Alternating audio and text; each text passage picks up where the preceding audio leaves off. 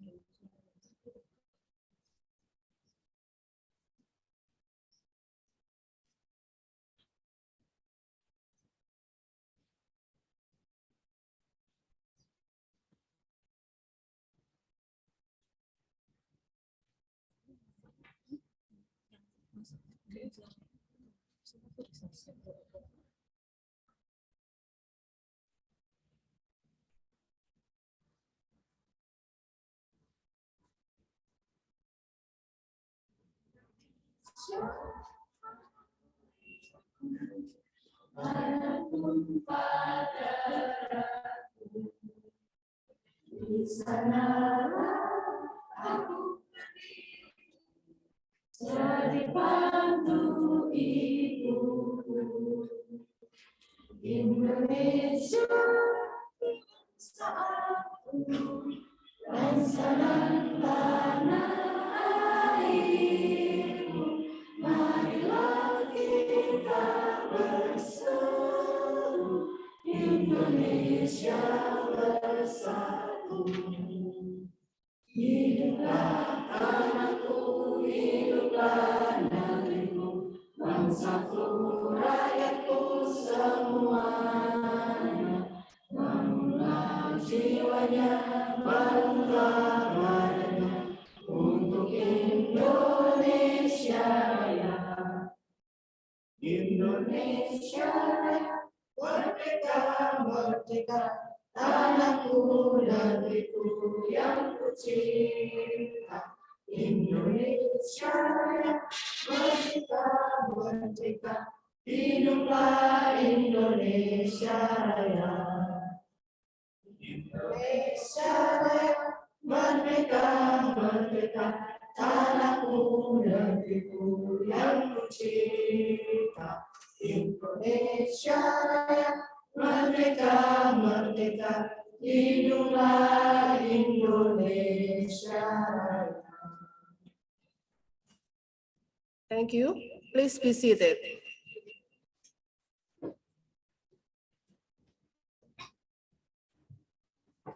Next, we are pleased to invite the Chief of Committee, Ibu Dr. Risa Triasanti MPD, to deliver her speech. Time and place is yours. Thank you very much, Mrs. Dia. Assalamualaikum warahmatullahi wabarakatuh. Good morning. Honorable Director of Uniro Tuban, Professor Dr. Supiana Dia Nurcahyani MKes, Honorable the Head of Quality Assurance, Professor Dr. Agus Wardono MBD, the Dean of English Education and Teacher Training Faculty, Dr. Mardi Widodo MPD, the Head of Office of International Affairs, Dr. Christina Innocenti Tumiar Panggabian. I also want to give my gratitude to all keynote speakers for being with us today. And of course, all participants for joining this seminar. I say thank you very much. Thank you to Allah Subhanahu wa Ta'ala for this blessing day so we can attend this seminar. On behalf of the organizing committee, I'm pleased to welcome you all to Universitas PGRI Ronggolawe Tuban for RETCO 11 with the theme Enhancing EFL Instruction with Student-Centered Learning Models, Methods, and Strategies. RETCO is annual seminar held by English Education Study Program from 2011. We started with national seminar, and this year RETCO is improved to be international seminar. Multiple speakers from 4 countries that are Indonesia, Thailand, Philippines, and Bangladesh will share perspective and the current issues related to the student-centered learning. Attending this seminar, we expect that the participants can get numerous benefits, including gaining expert knowledge, improving communication skills, networking with others, and renewing motivation and confidence.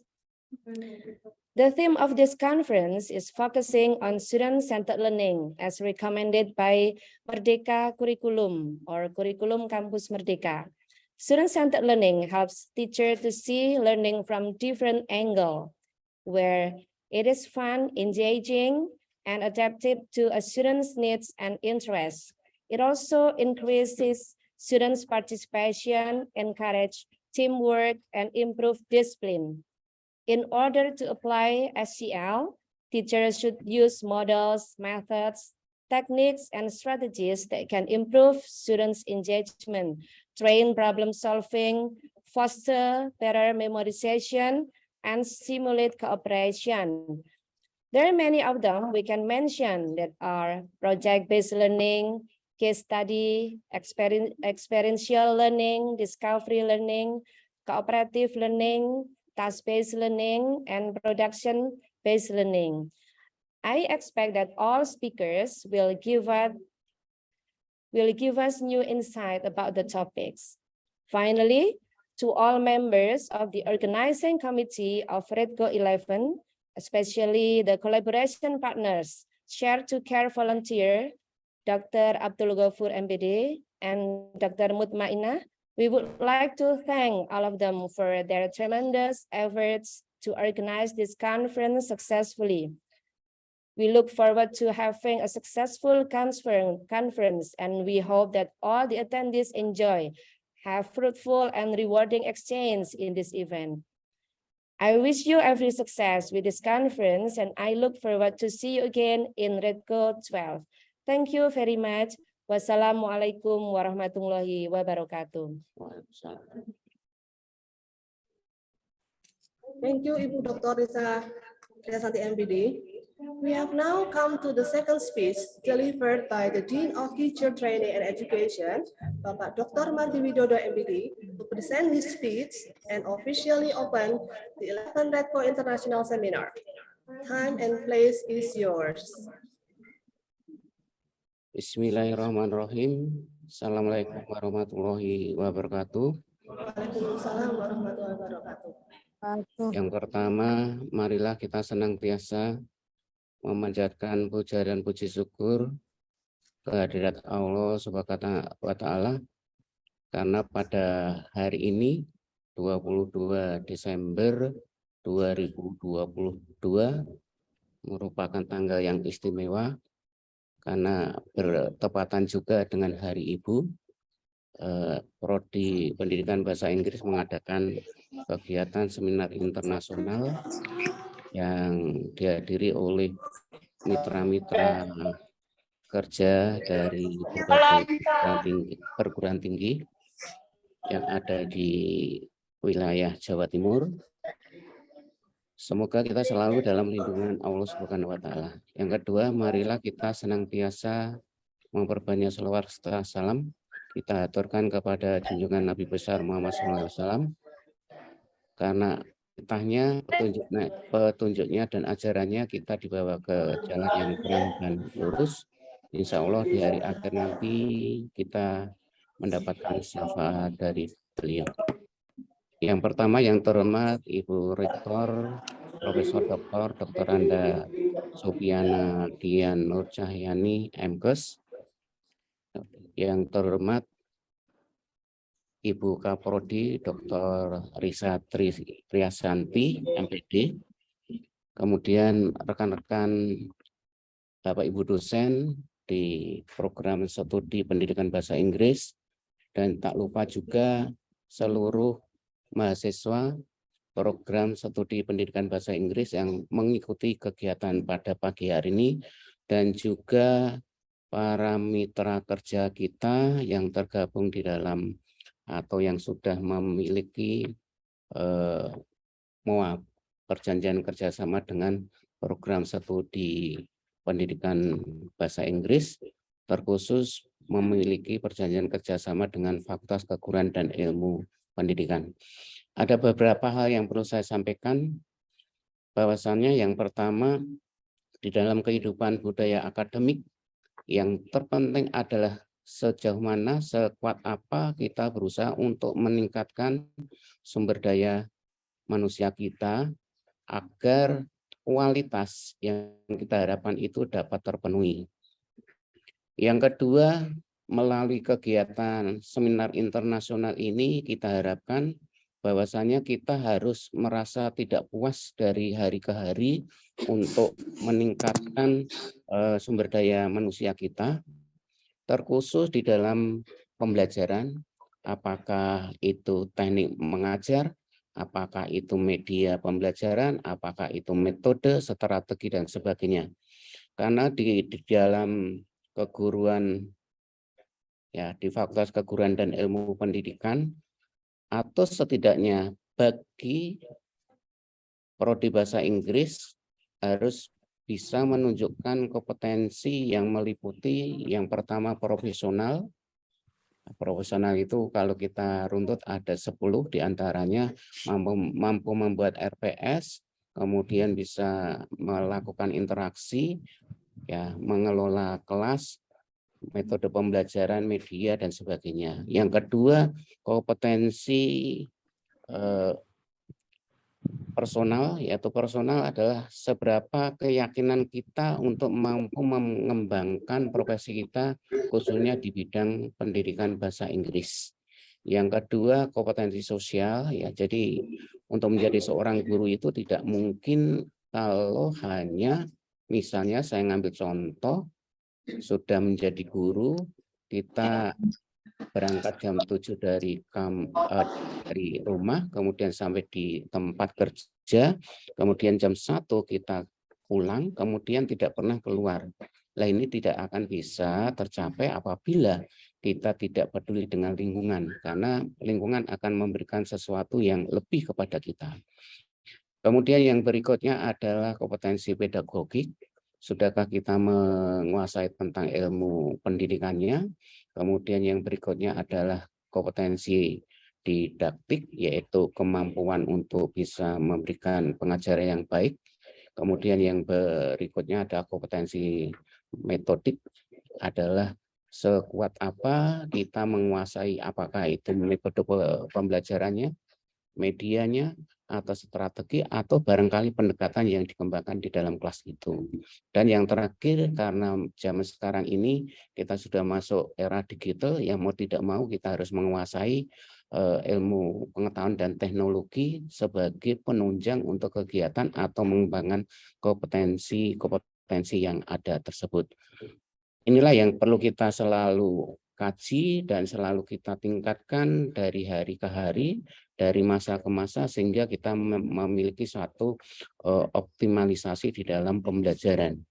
Inilah yang bisa saya sampaikan. Mudah-mudahan seluruh peserta ya dari narasumber yang ada bisa mengupas apa yang bisa diberikan kepada kita semua, sehingga menjadi motivasi kita untuk selalu mengembangkan kompetensi kita. Dengan mengucap Bismillahirrahmanirrahim, seminar internasional yang ke-11 RETCO secara resmi saya nyatakan dibuka, dan untuk dilaksanakan semoga kita memperoleh hasil yang bermanfaat dan dapat sukses di dalam kegiatan seminar di pagi hari ini. Kurang lebihnya saya selaku pimpinan fakultas, apabila ada sesuatu yang kurang, saya mohon untuk dimaafkan. Saya akhiri. Assalamualaikum warahmatullahi wabarakatuh. Waalaikumsalam warahmatullahi wabarakatuh. Terima kasih. Thank you, Bapak Dr. Mardi Widodo, MPD. This concludes our opening ceremony for the 11th RETCO International Seminar of 2022. May the coming days be filled with enriching discussions, knowledge, and fulfilling friendships. We wish you an enjoyable and fruitful seminar. Thank you. And now, ladies and gentlemen, let us welcome our moderator, Ibu Christina Innocenti Trumina Pikobian, MBD, to lead the main session.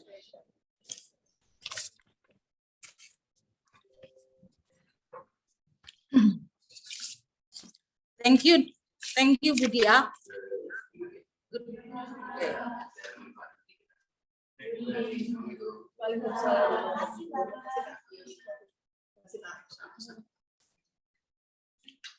Okay, now we are going to the main session. Good morning, everyone. Good morning, Dr. Prodan. Okay, I'm Christina Panggabean as the moderator of the first and the second presentation of the main session. The first presentation will be presented by Dr. Prodan Mahbub Ibn Siraj. First of all, I will read his curriculum vitae. Dr. Prodan Mahbub Ibn Siraj has been working as an associate professor at the Department of English, American International University, Bangladesh, and he completed his PhD in teaching English as second language at the Faculty of Education, University Technology Malaysia, and MA in Applied Linguistics and ELT from the University of Dhaka. He has achieved the Best Postgraduate Student Award at 66 UTM Convocation for his outstanding research work. He is particularly interested in how technology could assist English language teaching. He got published 35 research articles in prestigious national and international peer-reviewed journals, including Scopus and Web of Science Index. For example, Helion, Elsevier, Journal of Psycholinguistic Research, Springer, Language Testing in Asia, Elsevier, International Journal of Sustainability in Higher Education, Emerald, Sustainability, MDPI, Asian EFL Journal, Max Tosel Journal, Mexico, International Journal of Interactive Mobile Technologies, Kassel University Press, Germany, and many others. He has reviewed 201 manuscripts of 51 different international journals, mostly indexed in Scopus and Web of Science. He is a member of the editorial board of 14 Scopus and Web of Science Index journals. Yeah, very interesting and a lot of experiences had by Dr. Prodan Mahbub Ibn Siraj. All right, we are ready to listen to Dr. Prodan's presentation. Yeah, the time will be 50 minutes, 40 minutes for presentation, and 10 minutes for question and answer. Yeah, the presentation with the topics current research trends in project-based learning. Okay. Now we are ready to listen to Dr. Prodan's presentation. Dr. Prodan, the time is yours. Okay, thank you very much. Is it okay? My sound, my voice, can you hear clearly? Yes, sir. Okay, thank you very much. Thank you, Christiana, for a good introduction. First, give me a bit time to set my slide.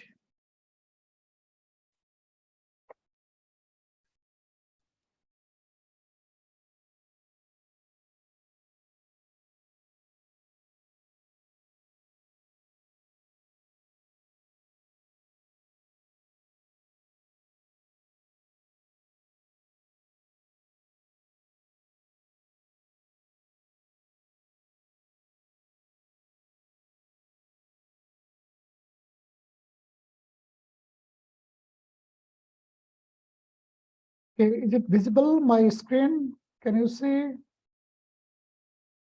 Yes. Okay, Yes, it's thank you clear. again. It's very good morning to all. Morning. In the very beginning, I would like to thank the organizing committee of RETCO, where those set a good themes for this seminar. This is very interesting and very, concurrent in the sense that in English language teaching nowadays, there is a lot of diversifications, a lot of angles already came into.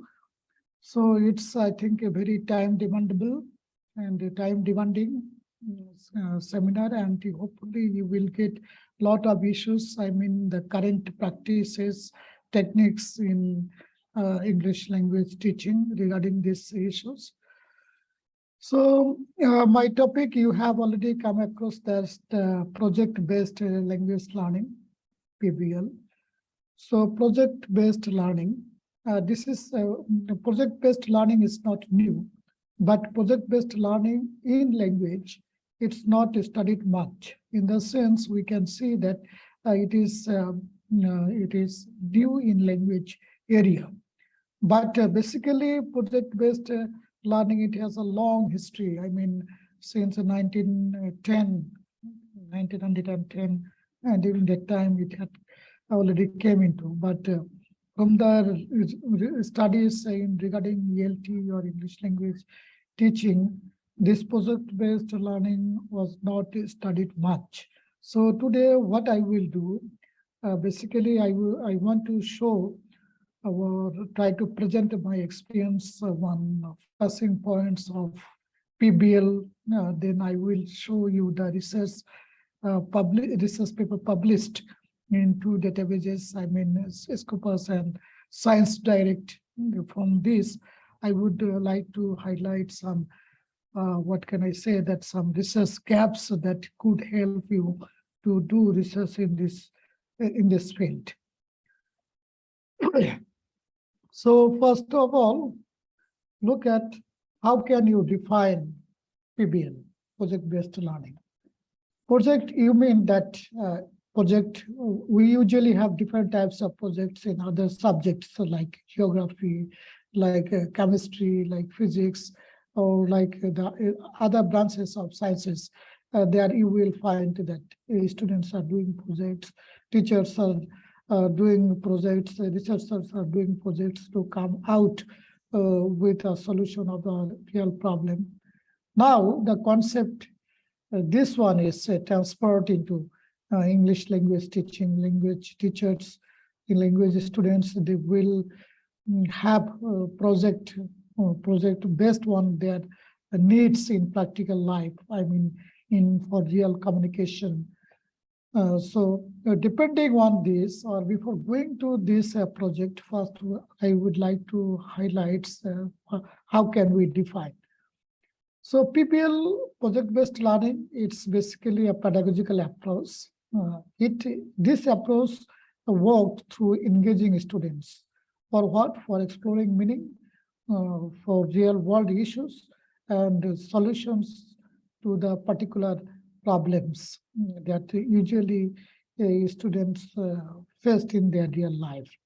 So this is one kind of pedagogy. This pedagogy basically based on what learners need-based, need-based learning. What students usually face in their real life, what types of problems. So for communication, we usually use language for communication, whether it is spoken or written. So doing these two tasks, what the problems we are facing.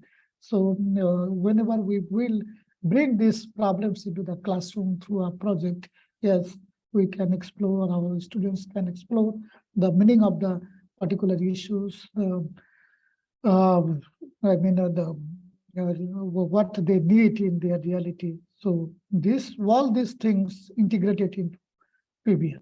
So this PBL that I have already mentioned, that PBL is not a new concept. Basically, this concept has been expanded or extended by the concepts of John Dewey's and William Hart Kilpatrick's.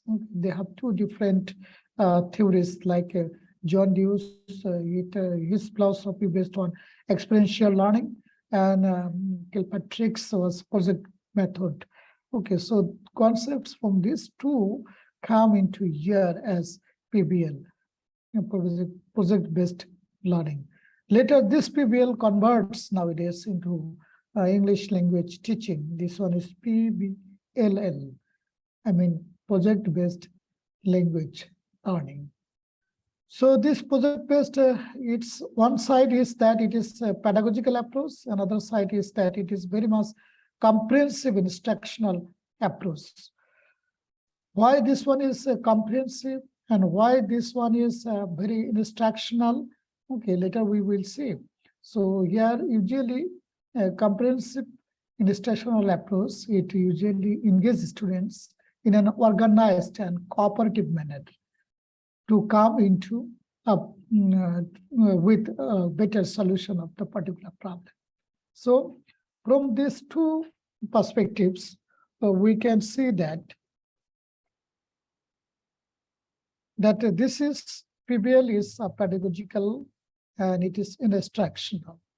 Pedagogical in the sense that we can use in language teaching, we can use it in other branches of sciences or knowledge, like philosophy, like chemistry, physics. So it has a pedagogical approach. Then another approach is that instructional approach. So PBL means it is an instructional approach. Why it is an instructional approach? Because through this, the students or learning or teaching will go through particular organized minutes, and there might have the opportunities for cooperation. So in the sense defining PBL, we can say that, yes, this PBL, as it is a pedagogical approach, and it has also an instructional approach. So now I would like to address some concepts, major concepts regarding PBL. Okay, what are the things within this PBL? So it is, you have already got that it has pedagogical and instructional wing. Here we can say that this is these two mix and mingles to make a model. And this model basically it depends on learning based, and this learning can be happen through doing a project. So PBL means it is a model which based on organizing learning about doing a project. So the first thing is that within PBL, whatever students or teachers will conduct in their class or outside class, obviously everything based on a particular project, and doing this project, learning will be held.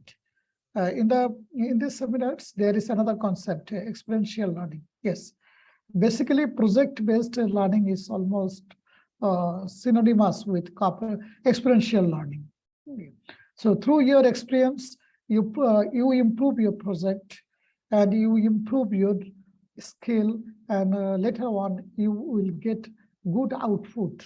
Okay, so as experiential learning, it also have several steps going through, and as you are approaching, you will learn.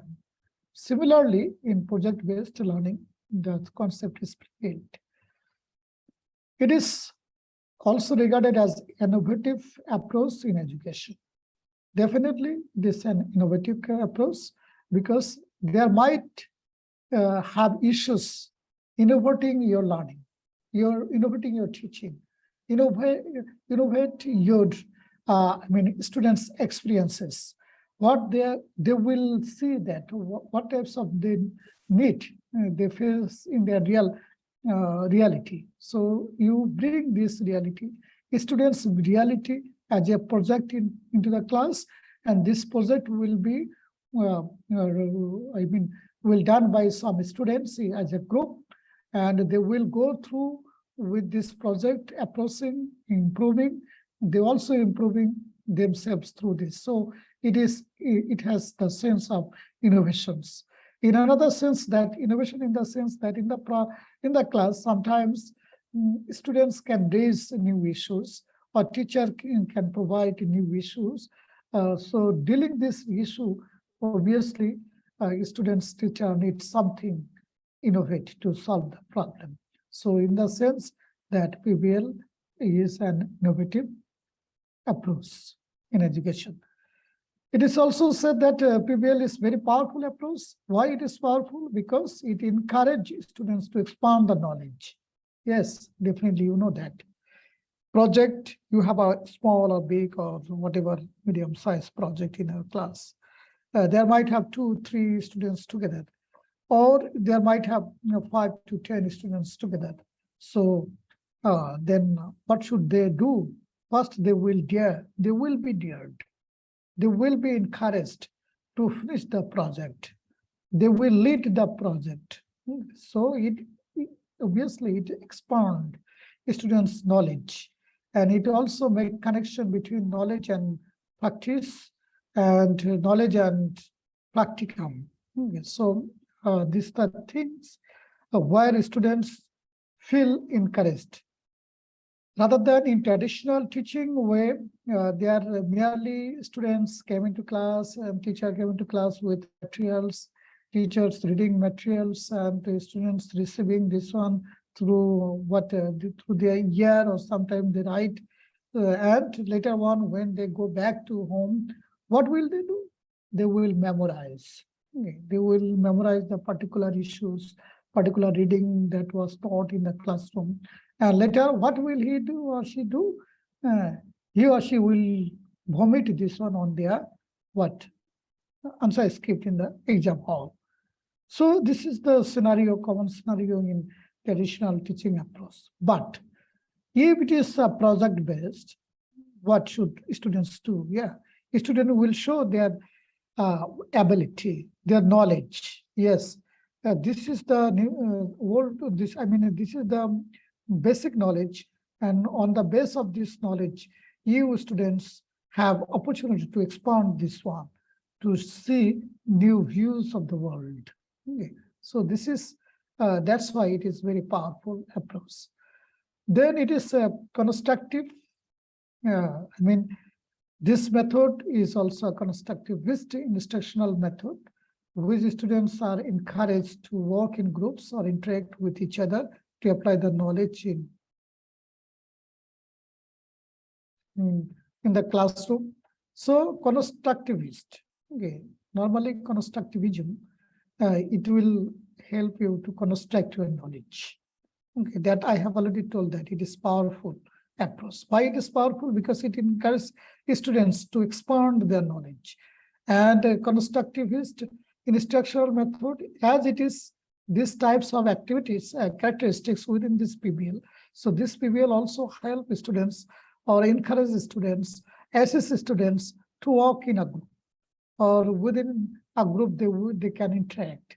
And when you are working in a group, or you are interacting with your group members or sometimes other members, then what will happen? The things that you can come across different experiences from your group members, or different experiences from your partners, or different experiences from your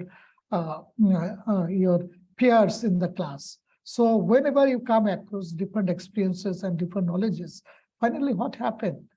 Finally, you will be enriched with many issues on particular topic. In this way, and in that way, basically, this PBL help students to construct their knowledge through several instructions.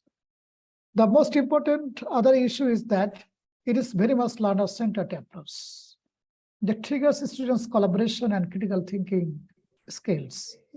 So in the PBL, you see that it is the project run by students, not teachers. As students will run or will continue their project. So it means obviously it is learner-centered approach. And this learner-centered approach, what will they can come across? Yes, they can come across through collaboration and their critical minds. So when a group of people, a group of students are working on a particular issues, particular topic. So in this particular topic, what will they do? Basically, they come across collaborations. They need to collaborate. They need to share their knowledge. They need to discuss on the project. They need to They need to see the different angles of the project. They need to give opinion, views. They need to, create something else that make their project fruitful finally. So if they will do this, or if they want to succeed in this project, so the two things very important they need to do. They need to smooth collaborations. All the participants of the group equally participate, equally contribute. And what will happen through this? Basically, their critical thinking skills will be increased too. They need to give their own opinion. It means they need to study, they need to think, they need to come to conclusions, and finally they can say that what would be happen in this regard. So this one, the PBL, project-based language learning, is also learner-centered approach. They get to prevail and facilitate learners' collaborations and critical thinking skills. Next one is that this PBL can be contextualized, learner-centered outcomes and social practices. See, why do we need learning language? Basically, the first purpose, we can communicate, whether it is speaking or whether it is writing. In these two media, we usually try to establish our communication in our society, outside the society, or in our community, outside my community, within my own language, a native language, and sometimes outside the native language. So there are different approaches of context where we have to use language. So this language learning means not merely learning grammar, sentence makings, or just memorizing some poems and piece of literature. So it's not like this. Language learning means, yes, the knowledge you are learning through this language, you need to apply this one in your reality. In the most of the cases in EFL contexts, where English is foreign or second language, usually what will you see? We see that students do not have any opportunity to practice English outside the classroom. They merely learn English within the classroom. So classroom duration may be 1 hour, 2 hours maximum. So in these 2 hours, they have opportunity to speak or to write English. But outside the classroom, in most of the cases, in most of the cases, they don't need to speak in English. They don't need to read any piece of papers in English. So how can they improve their English? In this case, I can give references from Bangladesh. Okay. In Bangladesh, we see that from class 1 to class 12, English must be studied compulsorily. So after 12 years, when students came into university, what we will see? We see usually students are not skilled in communication. Why? Though they have been learning English for 12 years, a decade. Okay, a decade, but what happens after a decade learning? We did not find them very communicative. Okay, why? Because in Bangladesh, these students who have been studying 12 years English, they did not feel that they need to communicate in English, either in writing form or spoken form.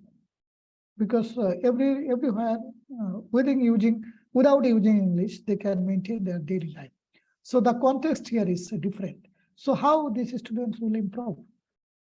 Basically, based on the classroom, it's not, I think, happened. So they need to change. In what way? If they have the project in the classroom, to my sense, and if they run, so like this, I can give an example of that. So the project, how can you use English at a shop, a mall, between buying and selling. So how the communication will be held. So students in a group, they can project one, they can practice one, they can make video on these types of conversations. They may have some writing, dialogue writing. Okay, what types of dialogue in between prevail for making these types of communications.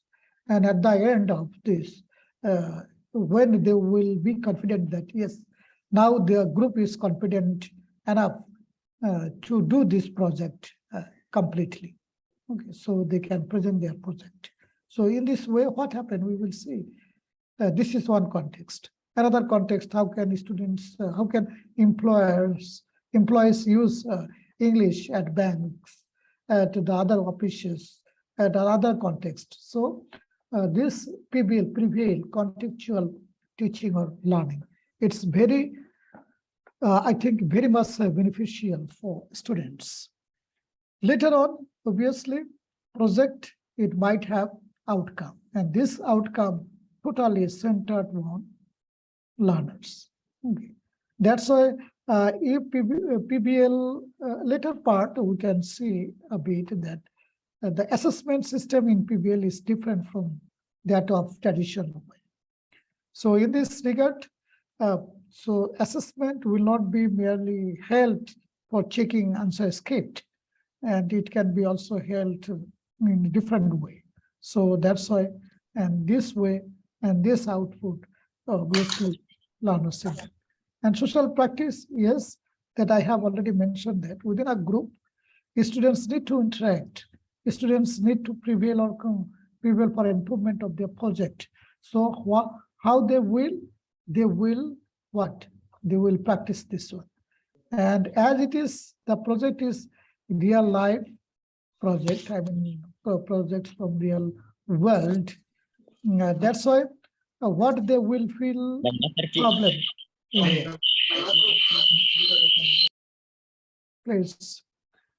real life. So they can bring this one into their classroom and they can practice this one, and later they can practice, or whenever they feel that they need to communicate outside the classroom, they can. And most important issues regarding PBL is that it can integrate many things like flipped learning, innovative environment learning, new technology applications. Okay, so PBL, yes, it has tremendous benefits from both sides of students and teachers. Where flipped learning, yeah, it can be flipped. It can be innovative. So your project that I have already mentioned in the very beginning, that students may have different issues. Even teachers provide different issues regarding uses of language in their real life. So all these things, how they can practice this one or they can run in their class. Yes, obviously they will create a new new environment, new approach. They can apply technology. Nowadays, you know that there are a lot of AI softwares for language learners and teachers, artificial intelligence software. So you can install this. Without any human partner, you can practice in those apps in your mobile. So how this mobile can, or how these types of communication can be held, it can be set in the class as what as a project. So PBL can integrate so many other issues that we cannot do in our traditional approaches. Now, what are the benefits of PBL? So I think you have already guessed it might have some positive issues. Okay. So based on this, I would like to address why PBL is necessary for language learning. Okay. Look at, first one is that it recognizes students' inherent drive to learn. Whenever you give students a project in a group, 3, 4, 5 students together working together, so what will happen? The happenings from their inside will come out. I mean, you can see that some students are not good at all, in a sense that they are not delivering their speech, they are not delivering on the answer script. So you can guess that, oh, the students he is not good at all because he's dull and boring when he's writing and speaking. But he can be a leader, good leader. He can lead the project. Okay. So for what? For improving the project that has been set for him. Next one is that you have already come across the engaging students, the another necessity of PBL. So engaging students through the curriculum. So you have already curriculum, English language teaching curriculum. And based on the syllabus, or based on the, what can I say, that the contents of the syllabus, okay, how can you engage your students within this curriculum? This is the very big questions, I think, all over the world, where there is the traditional teaching method. So in the sense that PBL can engage. You have, say, you are teaching tense in the class. So say to the students, 12 tenses into 12 groups. So each group will present how present tense, present independent tense is using in our practical life, in what context and how and for what purpose we are using present tense. So if these types of questions are setting for the project, so what will students do?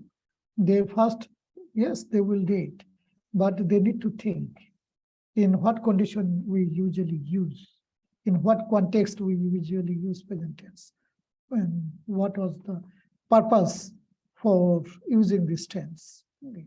So in the sense, I think it is very helpful for students, engaging students. I mean. Next, yes, PBL has great advantage in the sense that to explore the authentic and important topics. Here it's that students, as they do by their own sake the project. So as they are doing their project, so what will they do? They will lead. And what should they lead? Basically, they lead to explore how this language, language-related project can be connected to the real world, authentic world, in our daily life, everyday life. So here students come across to explore the connections of their knowledge and uses of language in their reality. Next important issue is that we can use that we have already seen that we can use technologies, we can innovate these methods. As we can do so many issues within this PBL, that's why using tools, different tools, and for different skills purposes, this PBL can work well. So I mean the tools, I mean in the classroom, sometimes we can use technology for a specific purpose. I mean for teaching a specific skills, service skills, language skills. Okay, as we are using, say for speaking or pronunciation, there are a lot of softwares regarding pronunciations. Okay, you just introduce this one to your student for doing a project and for developing skills. So the learning process will be smooth within this. So in this regard, project-based learning is very important.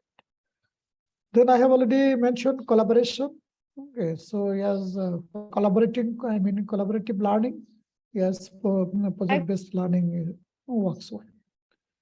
Another important issue is that, yes, this PBL basically what? Basically prompt students self-regulatory learning process. Here basically students, as they will do their own project, so they are independent. They will be self-guided. Okay, as they have target to finish the project. So in the sense, among students, self-regulatory works well for basically for the uses of PBL. And finally, this is not last but not the least, this one, like PBL facilitates transference and in calculation of workplace related skills. Obviously, yeah, it works. That I have already mentioned this one, how English can be used in a bank, in different offices. Okay, so all these things are authentic communications on authentic purpose for communicating in English. So how these workplace skills, I mean, what types of language skills or how the communication skills can be prevailed at different working places. So students can come across this one by setting different projects. So that's why the projects they will do in the class, yes, the knowledge of it will transfer and inculcate within their future career. So in this regard, PBL is very essential for language learning to me. So there is sometimes a very confusing terms between project-based learning and problem-based learning. Both are PBL. Okay, so I just give you one idea that how can we make a distinguish between these two. Basically, these are the difference lies in the way in which students are given greater autonomy in the project-based approach, while the other, I mean, problem-based learning, their students deal with particular problem. So the difference between these two lies in the way students will be engaged. In project-based learning, basically here students will get greater autonomy, whereas in problem-based learning, students will get a particular problem and they will walk around this and come into the acrosses. So these are the very subtle differences. Okay, those things that I have discussed, those are regarding PBL, the concepts of PBL, what is PBL and how is it important in our language learning, or I mean language classroom. Let's see what is happening in the world of research, current researches. So for looking or investigating current researches, I have go through these two databases, Scopus and Science Direct. In these two databases, I have some criteria that I will not set any time. Okay, it was open, and I have some keywords, and these keywords is project-based language learning, PBLL.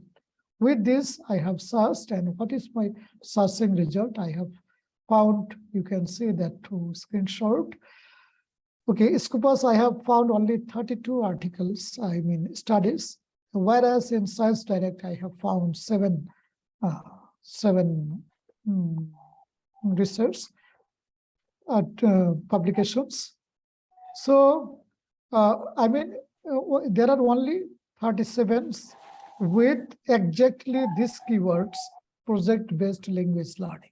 So on this, whenever you will search project-based learning, you will find thousands and thousands. Okay, because it has used in different branches of education. But with project-based language learning, with this keyword, I have only found yesterday only 37. So obviously there is a scope. So how are the nature of the published articles or publications? Basically, those publications mostly on article format. Then the book chapter is the second, conference third, then book, conference review, and review. Okay, so there are 6 different types of documents we have found within these two database. So these are the thing that, okay, here. So in the Scopus, the first publication I have found in 2012. Okay, and look at the graph, the trend of the research. Okay, 2012. From this 2012, you can see that this is a carving, but this carving linear process shows that it is rising. Carving but rising. The trend in this field is rising. And look at that 2021 and 2022, they are the top level, but going simultaneously. So it shows that nowadays this types of studies getting importance for researchers. So these are the authors that I have found, the top authors in this regards. Dooley and Roy, they have published 4 articles on PBLL, not PBL. PBL means it is used one. So the affiliation that I have found that here Barcelona universities, then the top, then University of Azure, UK. So some universities are from USA, UK, and different parts of Europe, and even Asia, China. Okay, so maybe this one is from Indonesia. Okay, so there is the different issues, but I just give you the which affiliations, institutions contributing most in this regard.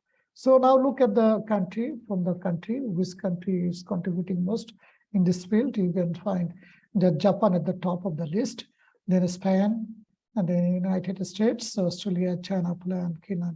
So these are the top contributing, and within this top contributing, yeah, there is Indonesia too. Okay. So next, the documents per year by source, I mean the journals, where these publications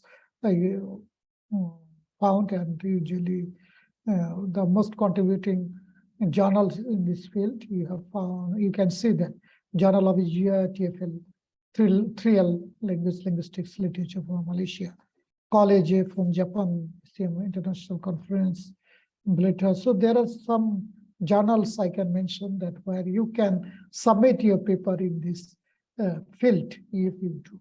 So these are the names of the journals. So now look at the another issue is that this one is what I can say, that how the theme is prevailed within these 37 articles. Okay, I have gone through these 37 articles and I have produced what are the most common terms used in title and abstract. Okay, so this production I have produced from buzzwords. I use buzzwords, and with this software, I got this. So here in this 37 articles, I have got 930 terms, I mean the keywords. Okay. And with of these 930 terms, terms or keywords, those appeared at least 10 times.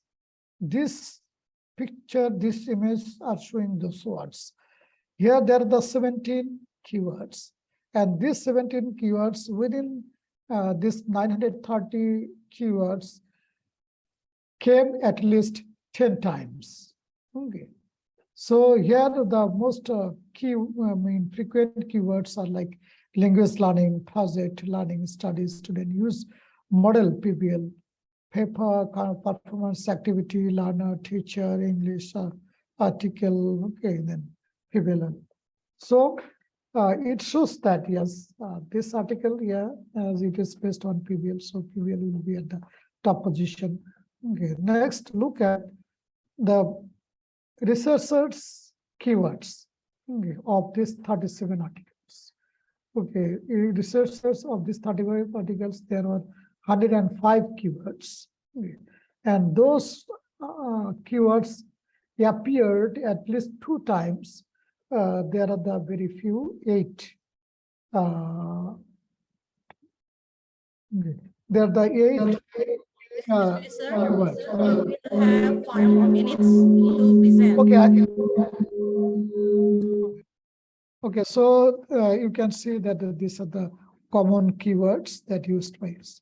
And look at this, thing, what cloud is the output from the NVivo and 37 articles. And you can see that those words are most frequently held, these 50 words, okay, among these language learning students. So PBL is using in language learning.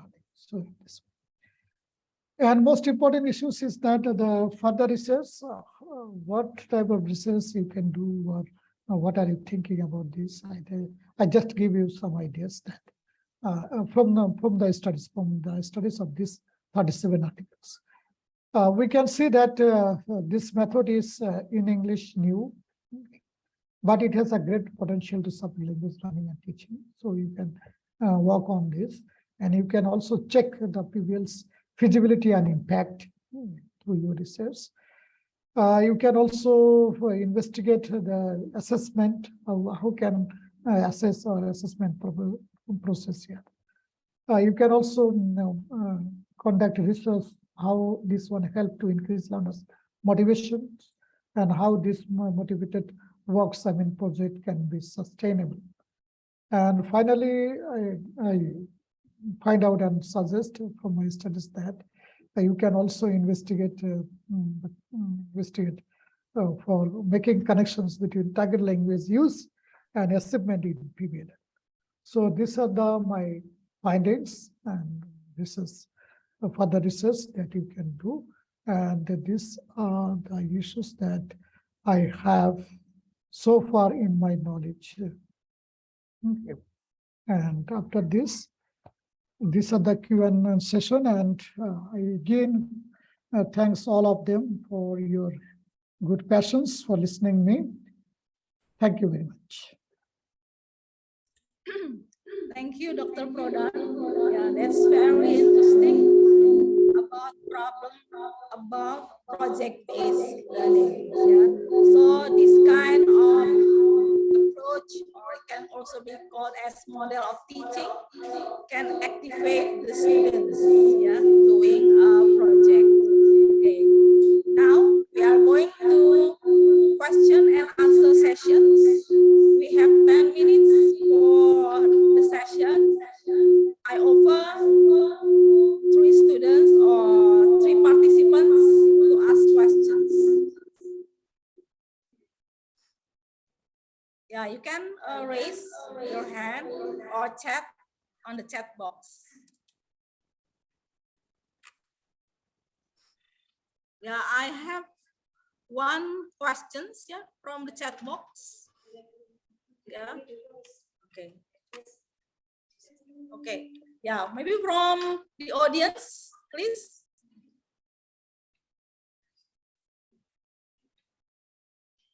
Yeah.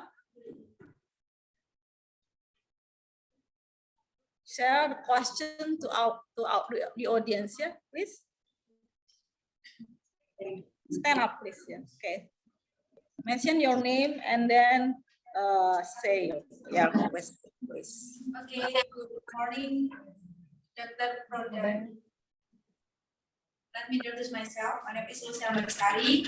I'm from Miro, and I would like to ask. Actually, I really enjoy your material, but my question is, what are the advantages of project-based language learning? Then another model like learning activity like problem-based learning or discovery learning. Thank you. Would you directly answer the question, sir? Yeah, basically I could not understand because there was a lot of noise. Can you interpret? Okay. Please come over. Yeah. Yes. Okay, I would like to repeat my question. My question is actually what are the advantages of project-based learning? Then another learning method like problem-based learning or discovery learning. Thank you, Mr.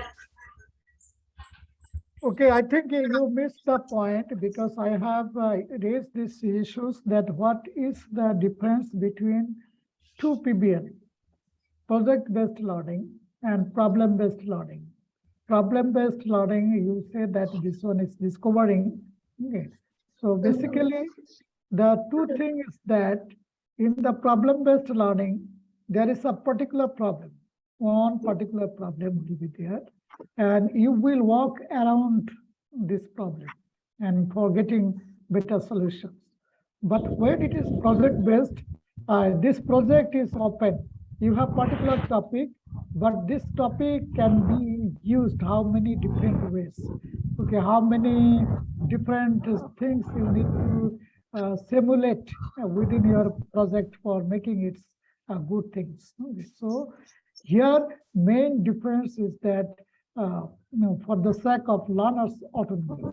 In the PBL, I mean project-based learners have greater autonomy, whereas in the problem-based learning.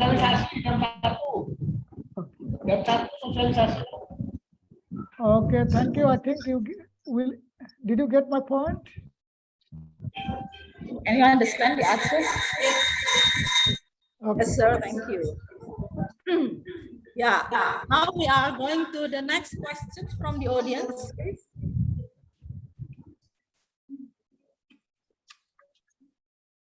Yes. Mention your name and then say your question.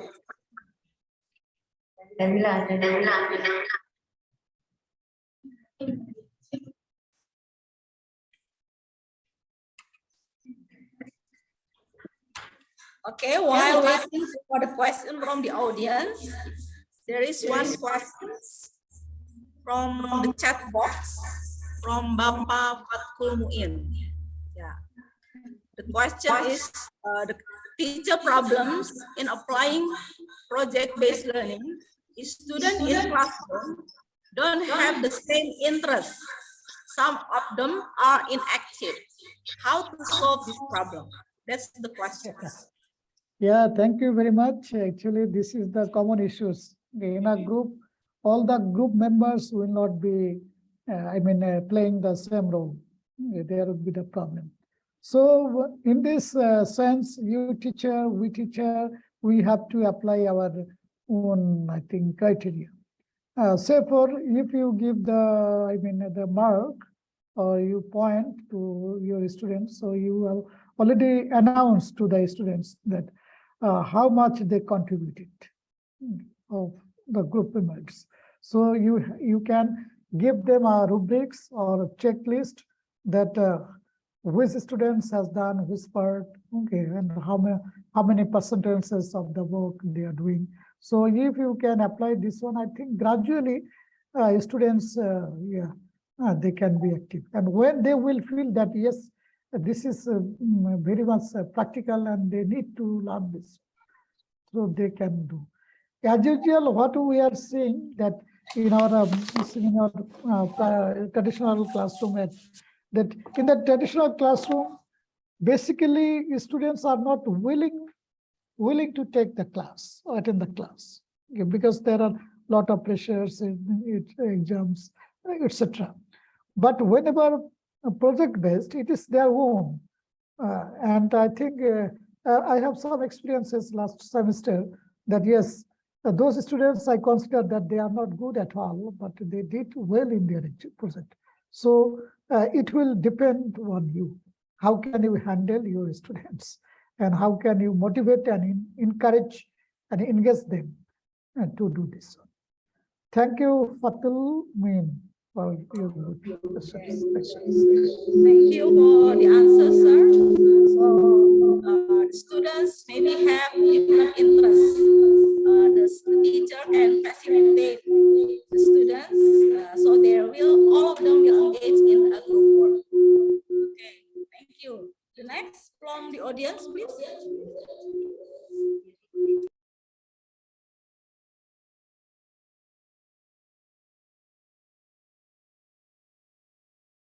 Stand on there.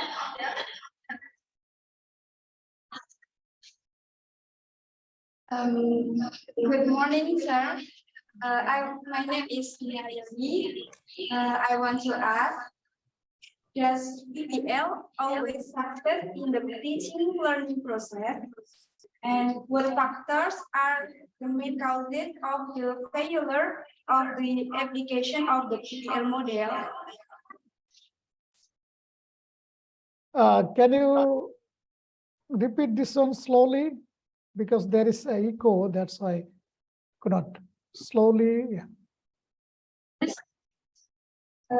Does PBL always succeed in the teaching learning process? And what factors are the main causes of the failure of the application of the PBL model? Okay, thank you. Thank you very much. Actually, there are a lot of the models regarding applying this PBLL. Okay. So this one, I think you should apply yourself first. Designing based on the GWIS models.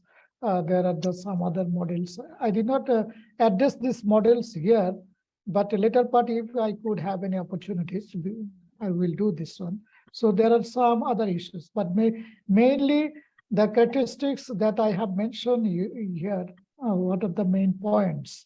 Recognizing, then organizing, then encouraging, then engaging, then motivating.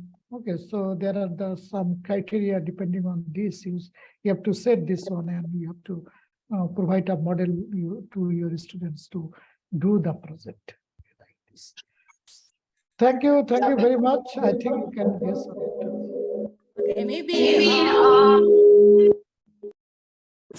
the student asked about the main problems based on your experience about the application of project-based learning.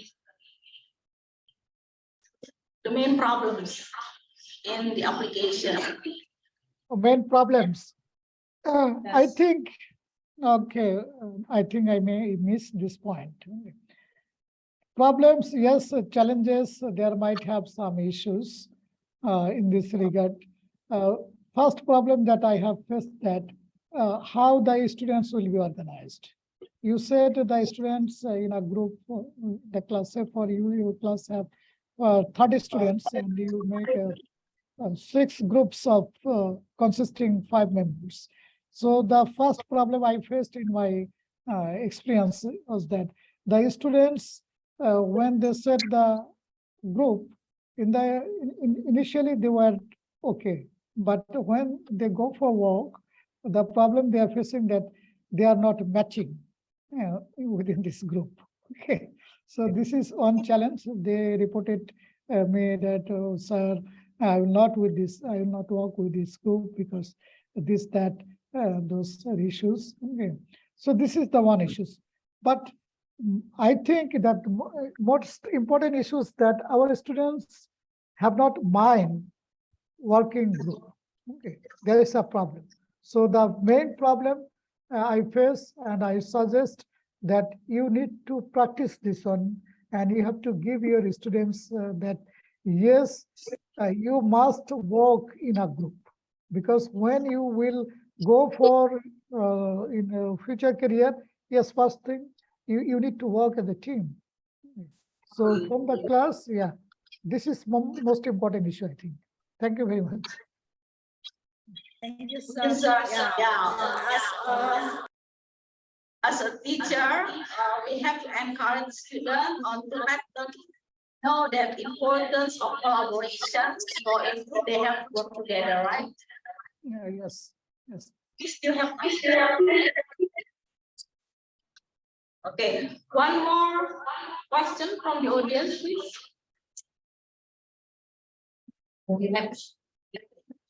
Maybe from the lab. Audience from the lab.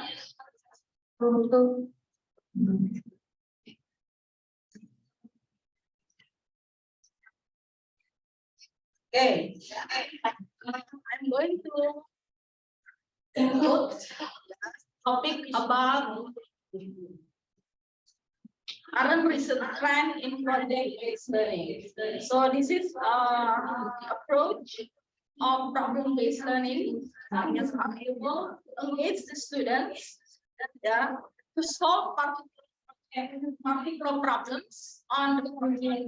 You'll be able to activate the students to work together, to have collaboration, and to enhance their critical thinking skills. Yeah, so it is a very good teaching model or approach for teachers to be applied in the classroom. Great. Thank you, Dr. Prodam Nasiras, for your presentation. You're most welcome. Participants, will get knowledge, fruitful knowledge from your presentation. Before that, we will share your certificate. Please. Okay, thank you very much. Okay, it's a late. This certificate for you, sir. Okay. Yeah. Please give applause for Dr. Prodam.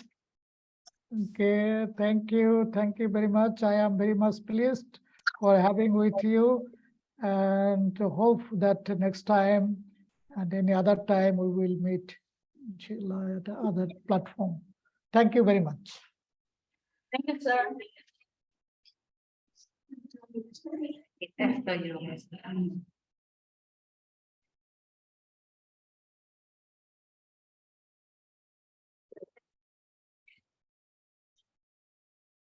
Now we are going to the second presentation by Dr. Supaprawa Siripipatanakul.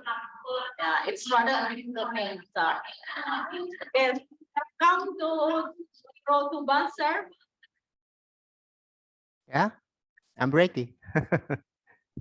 Good morning from Thailand. And I'm a teacher instructor in Thailand and board in Malaysian University also. For your Today, presentation, yeah. I will to read your Dr. Supaprawa Siripipatanakul, usually called Dr. Ake, right? Yes, it's me. Yes, sir. Yeah. Okay. Has gotten his dental surgery from Chiang Mai University. He also had bachelor degrees from Sukhothai Thammasat Open University, including bachelor education in measurement and evaluation, public education, Bachelor of Art, Information and Technology, Bachelor of Art, Science Studies, Bachelor of Art, Animal Production and Management, and a certificate in English for a specific career in public health. He had 2 master degrees in science, one in oral medicine from Mahidol University and another from Assumption University, Thailand.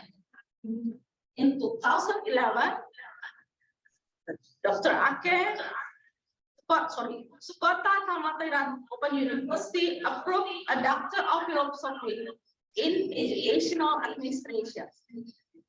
He started as an instructor in dentistry in Thailand in 2006, but has shifted to being an instructor in education at Bangkok Thonburi University, Thailand from 2011 until now. He's also a researcher from Manipal Global University, Malaysia since 2020, graduating in education in 2022. Got a CFR level 5 certificate from RETCO Business College Singapore in 2022 and has been a supervisor at Asia University and a supervisor and lecturer at the University of Geomatica, Malaysia for collaboration programs since April 2020 and May 2020 respectively. Among the things he lectures on are research methodology, care management, and guest lecturing for universities. His research interests are healthcare management, business management, educational management, behavioral analytics, and English language. So related to English language, the topic presented by Dr. Ake is student-centered learning strategies, the case of EFL. Time is yours, sir. Yes, thank you. I will share my screen. Okay.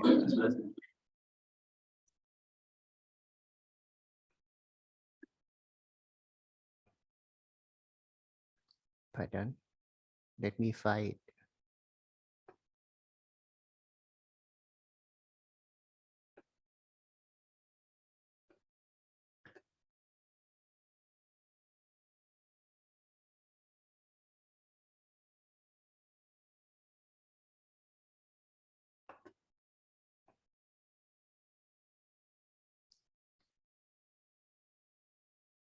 Okay. Could you see my screen? Not yet, sir. Not yet.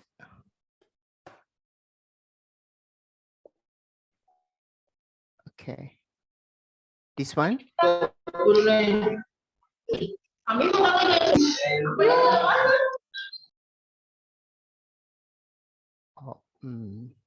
I think something is the problem. Okay. Can you see it? Yes, sir. Yes, sir. Okay, you can see it. Thank you for inviting me as a keynote speaker in the topic about English language education study program. And this is my topic, the student center learning strategy, the case of EFL. And this is me, Dr. Supapawasiri Pipathanakun. I'm in the field of education in PhD and DBA, and also have the CEFR English is C1. And when you talk about the English as a foreign language or EFL, it's about the English for foreign language. And one study mentioned about the teacher, the attitude that are essential for the understanding how they think, how they teach, and how they change, and how they learn to teach. This is a Form 1 study. And when talk about the student-centered approach, the student-centered approach in the correct instruction is related or in the term of the power balance in the classroom, the function of the course content, the role of the teacher against the part of the student, and the learning responsibility, and the purpose and the process of the student evaluation. compared to the teacher center. The teacher center instruction result in low language performance. In teacher center classroom, the majority is performed by the teacher and the students are always passive, absorb of the knowledge and prevent their educational advance and the unfavorable link between the teacher center and the performance has a role, have the role scientific significance. When talk about the teacher facilitate, the teacher facilitates student-centered learning is focusing on the student needs, abilities, interests, and learning style. When focus on the student center, it means that is focus on the importance of the student needs, the student abilities, the student interests, and learning styles of the student. And this is the example of 21st century skills. They are comprised of the critical thinking, the problem solving, the collaboration, the effective communication, and the global literacy. And compared to the comparing capacity, comprised of the creativity, inventiveness, and empathy. One study of the RIMNA and my research. This is the conceptual framework. When student learning in English, it can apply to learning style 4C. The 4C comprise of the communication, creativity, critical thinking, and collaboration. And when focus on the student center, it means that to improve the student satisfaction and the outcome, the final outcome, or the dependent variable is the student performance and effectiveness. This is the framework of my conceptual framework. It's about the learning style in communication, creativity, critical thinking, and collaboration.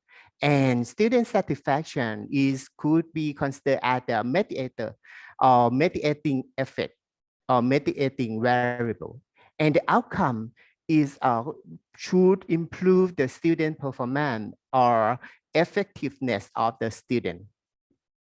And this is the PLS-SEM model show that the student satisfaction could be improved by improve their communication is the first factor, followed by the critical thinking, the creativity, and collaboration.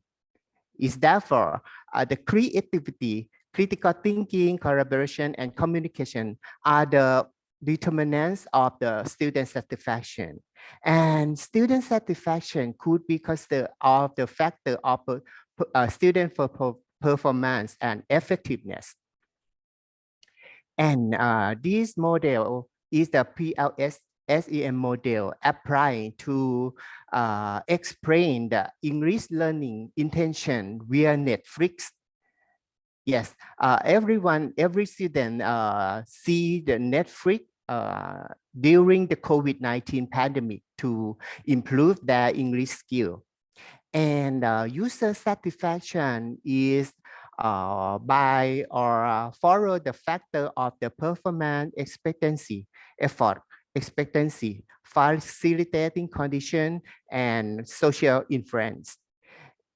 User satisfaction could be considered as the factor of English learning intention to use Netflix, and social influence or friend or family could be considered as a factor that influence the student to use the Netflix to study English learning intention.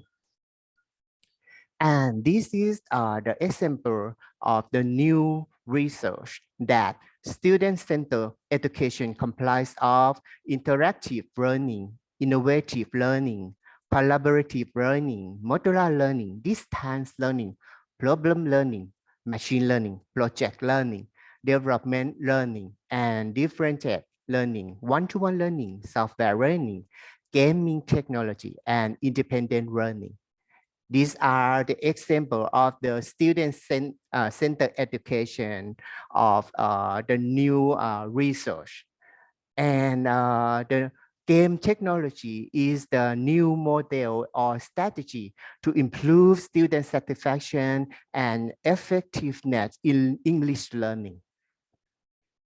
This is another one of my research about the decision to be the online degree program student.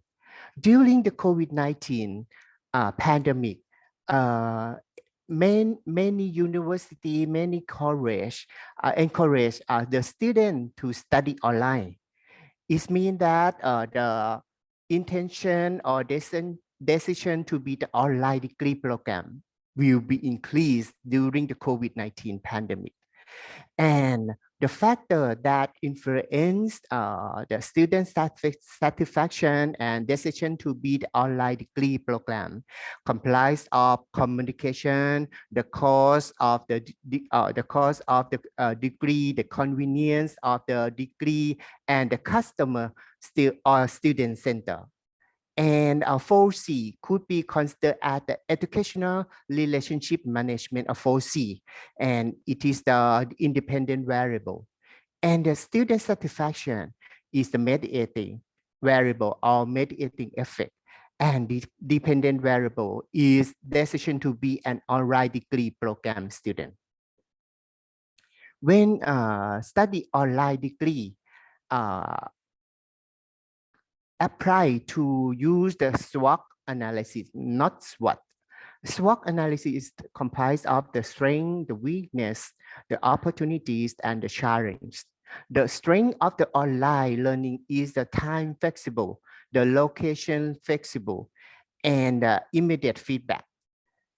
Compared to the weakness of the online education is the technical difficulties and lack of personal or physical attention. And when compared to the opportunities of the online learning is the user can be of any age and standing skill in problem solving, critical thinking, and adaptability, and scope for innovation and digital development are the opportunities. And the challenge of the online degree or online learning is the quality of the education should be improved to compare with the conventional learning. And digital device or digital technology and digital technology costs are the challenge of the online learning. This online learning is very challenged and very important to any student during the COVID-19 pandemic. When talk about the student center, the student center should focus on the learning strategy. For example, the educational technology or 4C or the 21st century skills that I mentioned. And still, student satisfaction could be considered as the mediator, and the outcome could be considered for the student performance and effectiveness of the student. Yes, this is the student satisfaction determinants. Two determinants of the student satisfaction are the student center and the instructional effectiveness. And when compared to the teacher center and student center, is the significant difference between the anxiety, integrative motivation, attitude, self-efficacy, and the belief that this is the factor that are the variable that could be different between teacher center and student center. You can see that the anxiety between teacher center and student center. The student center have more average of the teacher center have more the average of the anxiety mean than the student center. And compared to belief, They believe that the student center have the average mean over the teacher center. And this is my homepage. You can follow me in LinkedIn or Kit or Scora, google.com. And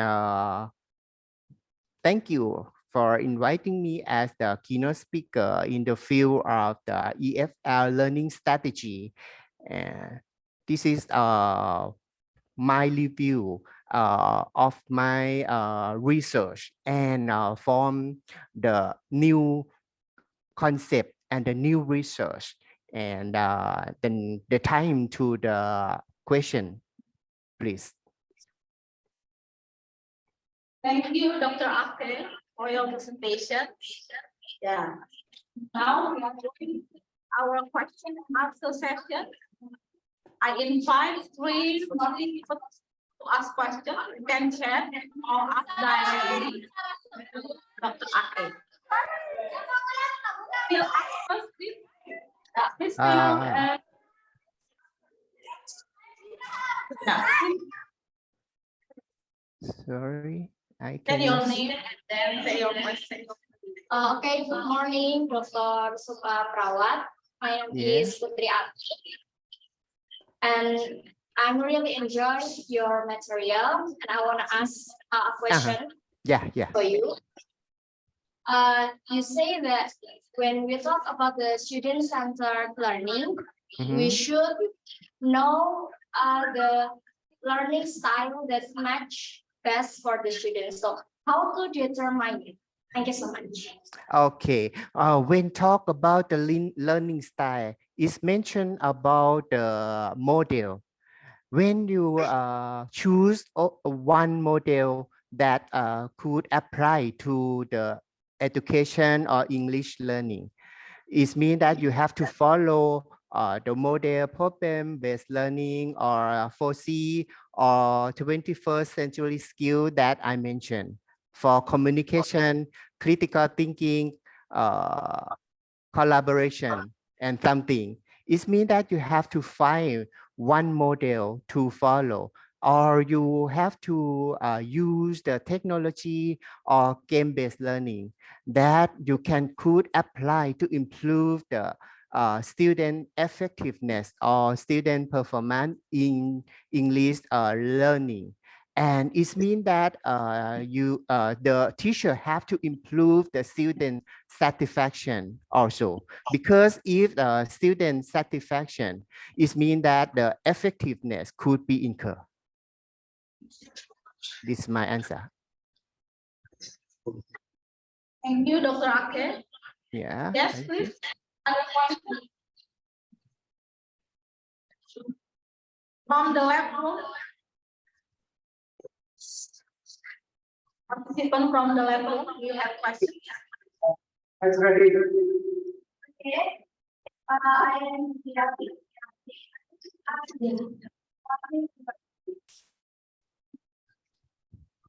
Sorry, I can't hear. Mbak, mundur sedikit, Mbak.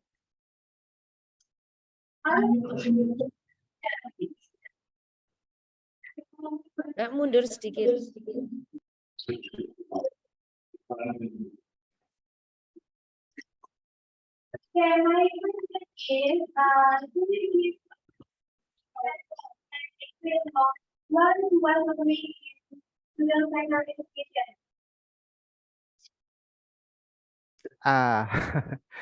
Sorry, it's echo sound. Could the moderator, Dr. Christina, repeat to me? Yeah, please put your chat. Yeah, on the chat box, please.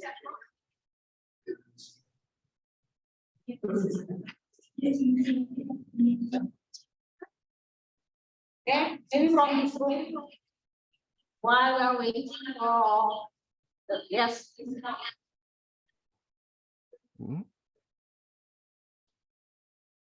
Okay, good morning, Dr. Okay. Prawat. Yes, it's me. Yes.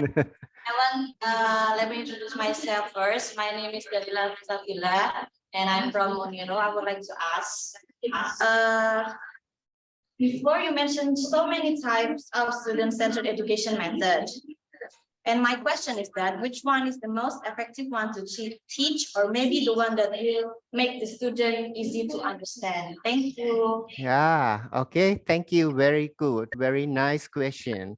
But if ask me what is the best method or best strategy to use to apply to teach or apply to English learning education, is no one is the best. It depends on what the teacher choose the model and apply to the student. One model could be applied to one group of the student. And sometimes when you apply the model or the strategy to another group, it could be the same result. The teacher have to apply the model, have to apply the strategy, and follow the student satisfaction and improve the performance. It depends on the model and the strategy to apply to the group of the student. No, I cannot answer that what is the best, but I think if which model could apply and a good result, you can use it for the student. And I think the educational technology or smart technology or mobile technology is one of the good for the digital era. And you have to could apply the time model. The time model is about the useful of the technology. The technology or the game-based learning or project-based learning or anything of the model that could apply and can improve English learning education, you can use it. Yeah. Okay, thank you, Dr. Thank you. Thank you for the good question.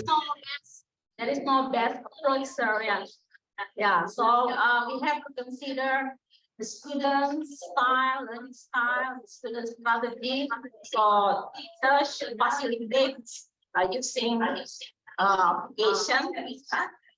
a lot of application, right? I could see another one question in the chat. Okay. Can you Yes. explain and give an example of one-to-one learning in student-centered education? Yeah. And one-to-one is mean one teacher, one student. Is good to apply to English learning because when you study face-to-face or study online one by one, it means that only one teacher, only one student can focus on the education, and the teacher focus on only one student, but no participant or no participation between the friends. Is the weakness, and but the strength is the could focus on only one student. Yes. Another question. Do you have other questions? Thank you for the good question for one-to-one learning in student-centered education. From C1, please.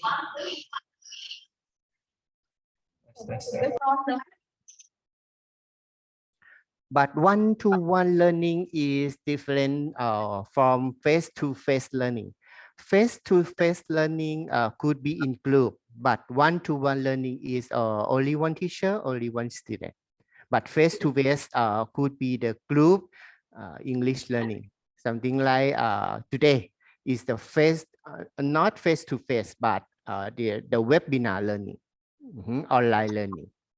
But face-to-face is meaning that the physical learning have to see in the same room, the same classroom, and in interaction in the same room is a face-to-face. But one-to-one could be face-to-face or could be online learning, could be both. Maybe I have a question, may I? Yeah, sure, Doctor. Okay. On your research finding on online education during the crisis, yeah, you show the result of the strengths, weaknesses, opportunities, and challenges. Yeah. Using what is it, the strategy. But can you please give us some suggestions to minimize the weaknesses? Give example about what again, please? Applied online education learning. Okay, online education learning. The strength is can prevent the pandemic, but the weakness when you are learning with the low speed Wi-Fi, how could it be? Right? And if the student have know the smart technology or smartphone, how could they study via the phone or smartphone? And if they don't use the laptop or the computer, how could it can learn via online learning? Is the weakness of the technology. Also is the have the cost of the Wi-Fi. But face-to-face, the weakness is the infection or pandemic during the COVID-19. Yeah, or worldwide have to study online instead of the face-to-face or conventional learning. Also in English teaching or English learning also. Okay, Thank you, sir. Thank you, Doctor, for the great If you still have question. time, please ask questions. If you still have one. Oh, maybe I can. Student-centered learning strategies in case of EFL. So there are some research on student-centered learning strategies. We expect that the student can enhance their core skill, critical thinking skill, communication skill, creativity, and collaboration. Yeah. So through these 4C, students are engaged to the activities that make them active in learning. Thank you, sir, for your presentation and for all things that we have from your topic. So I hope that all the students and all participants here will get the benefit, the advantages of this topic for yourself because you are going to. Before we end the presentation, we will share certificate for Dr. Ake. Please hold.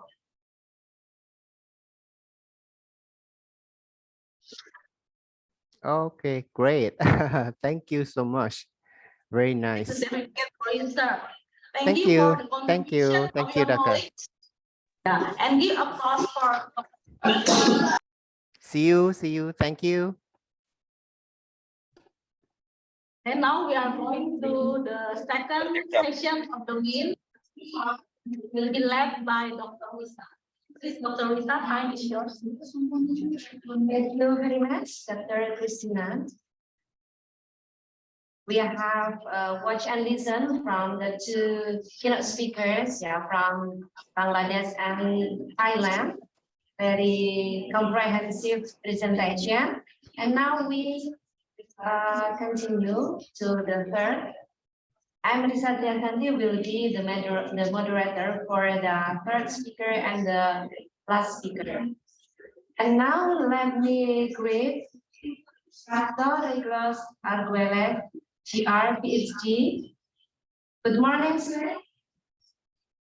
Yes, good morning here in the Philippines and also good morning in Indonesia. are you, sir? Yeah, I'm fine. We are still here in the university. And I hope Yes. everyone is okay there in Indonesia. Yes, you're okay. Thank you for joining us today. It's And my honor. let me now introduce the title of the presentation is Software Development Process and Quality Assurance. And this is under the production-based learning topic. Now let me introduce the speaker. He is international speaker in the discipline of computer science and information technology.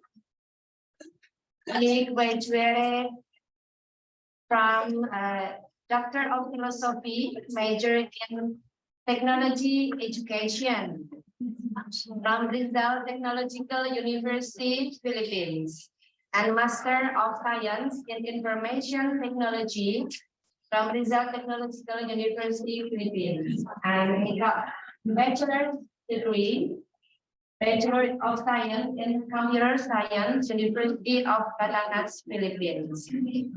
And experience. And now he is the Dean of College of Computer Studies, and with 20 years experience as university and college professor IT. And the industry experience, 5 years, software engineer.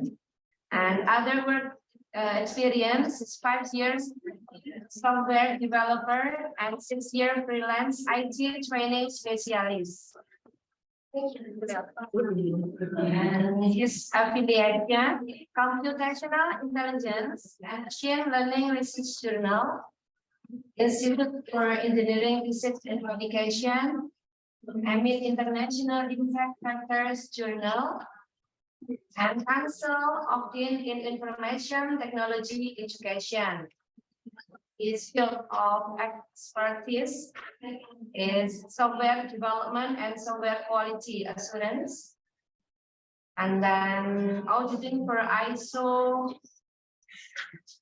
9001 in 2015 of quality management system, classroom teaching and educational administration, planning, organizing, developing, testing, and implementing IT projects, database development and management, public relations and communication, and the last is entrepreneurship. Now, let me welcome Dr. Pastor Niklas to present his very interesting topic today. Okay, please. Thank you so much, Professor Risa Trisanti. Okay. Yeah. Before that, you have 40 minutes to present. Thank you. Thank you. Thank you. Thank you again. Okay, let me share with you my material, the presentation material.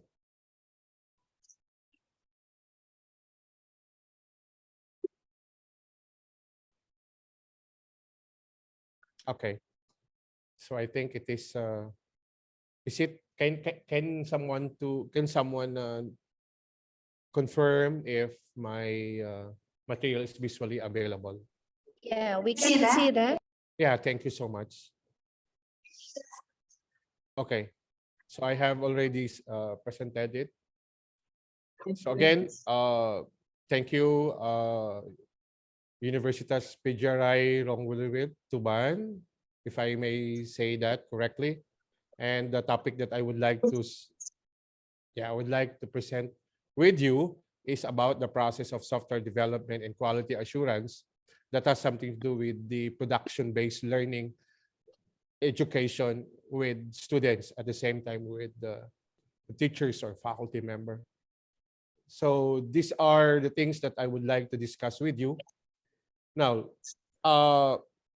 the project-based learning or the PBL, definitely it is one way or another, it is a thing that work with dynamic classroom approach in which students actively explore real-world problems and challenges and acquire transferable knowledge So this is one way that the student should be able to expedite and at the same time expound things that they have learned from the classroom to production or to development of their learning through a production of particular project. In the side of the information technology, I've been in the IT industry for so long time as a senior software engineer, and I understand how exactly the project in terms of information and communication technology is actually working on the trend of our society nowadays. And therefore, it is always a discipline that we have to understand that the discipline should also be there. It's not only your knowledge, your skills, but exactly the values. The value of a student that who would be able to adopt the technological skills and knowledge so that he could actually transfer it or transform it into a production of a project. That is exactly the project-based learning is all about. It is exploring real-world problem because in the IT, we are actually an IT solution. We are the IT solution provider. And in that way, challenges are really compromised. Challenges are there, and it should be able to work in the presence of discipline.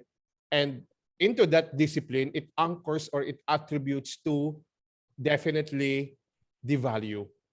Okay? That's why we have the hard computing, or rather we have the soft skills and the hard skills. Because after the student has learned the hard skills, definitely words, the soft skills should also be learned because it talks about their things that he should understand as far as values or even disciplines are concerned. So that in the project-based learning, the designing inquiry is always definitely the claim, the evidence, and the reasoning. That's exactly the explanation of a teacher as well as the student as far as collaboration is concerned. Remember, in research, in applied research, I always emphasize this to my teachers, to all my teachers in my college department, and all my students. Always emphasize the culture of inquiry. Why? Because in the culture of inquiry, definitely the student is asking question to his teacher, and the teacher will respond. Definitely. And when there is a question and answer, it will form the reasoning and the explanation as well of the teacher towards the question being asked by a student. And it will be pragmatic in the nature that it should be the evidence. It has the evidence. Why evidence? It's a factual thing. And that evidence is precisely about the project. It's all about the output of what the students have learned from the classroom and to the teacher's explanation. And in that way, there will be some claims. And the claim is understanding and building the knowledge, the skills, and the values of students. And that's exactly how the students will work on the inquiry. I always emphasize this to all my students. Do not hesitate to ask question to your student, to your teacher. Do not. Always remember that your teacher will always provide you the right explanation or even the right solution for the problem, from the problem. So definitely note that the inquiry is very important. Okay? Now, let's proceed with the software development process. So this is exactly how the project-based learning is worked. Because in the software development process, there's also, just like the two presenters or my colleagues from Bangladesh and Thailand, they have emphasized model. Exactly. it's very significant and important that in terms of learning, there's always the basis or the guidelines or the model for that matter, so that you will not be lost. And learning should always have a model because it emphasizes the right thing to do. I am an auditor, I am an accreditor for so long under quality management system, and also the EOMS or the educational organization management system, which is the ISO 21001 2018. It's not being mentioned in the introduction, but anyway, we emphasize in that way that the educational organization in terms of standardization should always be there in terms of providing the right instructions and the right evaluations and assessment of the students. Remember, in my experience as a teacher, 70 to 80% contributions should always be coming from the teacher for the students to learn. 70 to 80%. If the teacher is poor, definitely the student or the output of the student in terms of learning will also be poor. But if the teacher is competent and knowledgeable in terms on how he will apply the model of learning under production-based learning, definitely the student will really have the chance to become what? Expert, to become skillful and knowledgeable in that field. Okay? So it's always on the premise of on how the teacher will deliver the right instructions. Because there are so many teachers who are really knowledgeable and talented. But the thing is, they do not know how to deliver. They do not know exactly how these things will be learned by their students. So that's the thing that we have to emphasize nowadays in terms of technology education. So it is very important that the students should also adopt that particular model. Because if the students will fail to adopt that particular model of instructions, definitely the blame will always be coming from the teacher. But in terms of learning in the side of the student, it will be difficult. It is difficult to emphasize or really to work 100% of your students learn. It's very difficult. There's no perfect thing on earth in terms of feeding the mind of the students to learn. Because there are some students, really rare students, few number of students, they are just coming to school for they do not know the objective, how they will just finish it. But the thing is that at the end of the day, what is important is most of them learn from you. So the software development process, it's a framework, it's a model where you can structurally plan, control the process of developing of the information systems. And this is being done in terms of identification of needs, just the process. The planning of it, well, it's just a matter of, planning what is exactly experience or what exactly the things should be taken into consideration by the respective project. And then design. It's just like a blueprint. And after that, you should be able to work on the well, if there are some IT people there, professors or students that are listening or who are listening right now, designing, we have so many tools to be used in terms of designing after exploring and identifying some statement of the problem that are really needed to be addressed by the project team. Okay. And at the same time, we have the block diagram, we have the system flow chart, we have the data flow diagram, the ER diagram, and so forth and so on. So those are some tools that are actually used in terms of designing. Okay. And then of course, the coding, the testing, and documenting. The coding is the art of writing the codes based from the requirements of the design, and testing the codes, meaning if things are doing the right thing or doing the right way, and document it to through what? Maybe one of them should be addressed in terms of providing the testing scripts.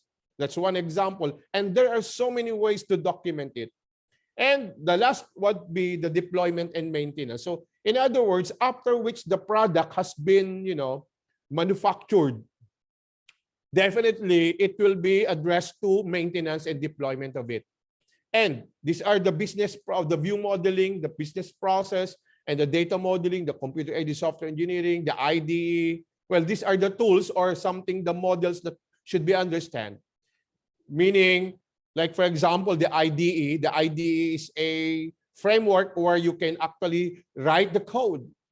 There are so many examples of it: the Java, the J2SE, the JCreator, of course, the Python, and some more. Python, PHP, etc., etc. The programming paradigm also, it's also considered, and the reuse of solutions, because there are, of course, so many ways in terms of reusing the solutions.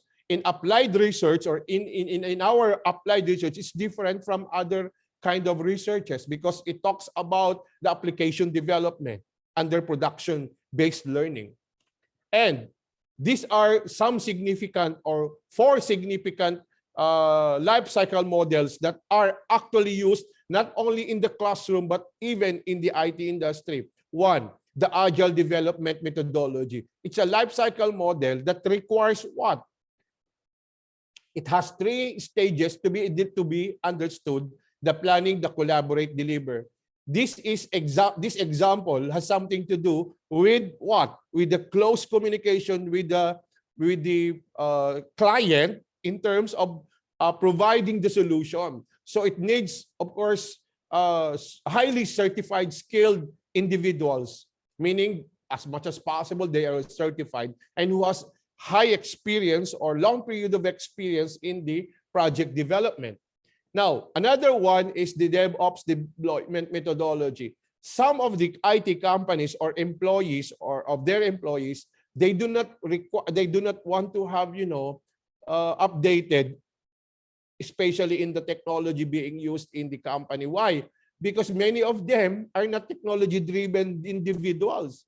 So it's very important, definitely, and it's very highly costly in the company or in the industries that they would actually train all individuals or employees in the company, because it will, highly costs, very expensive.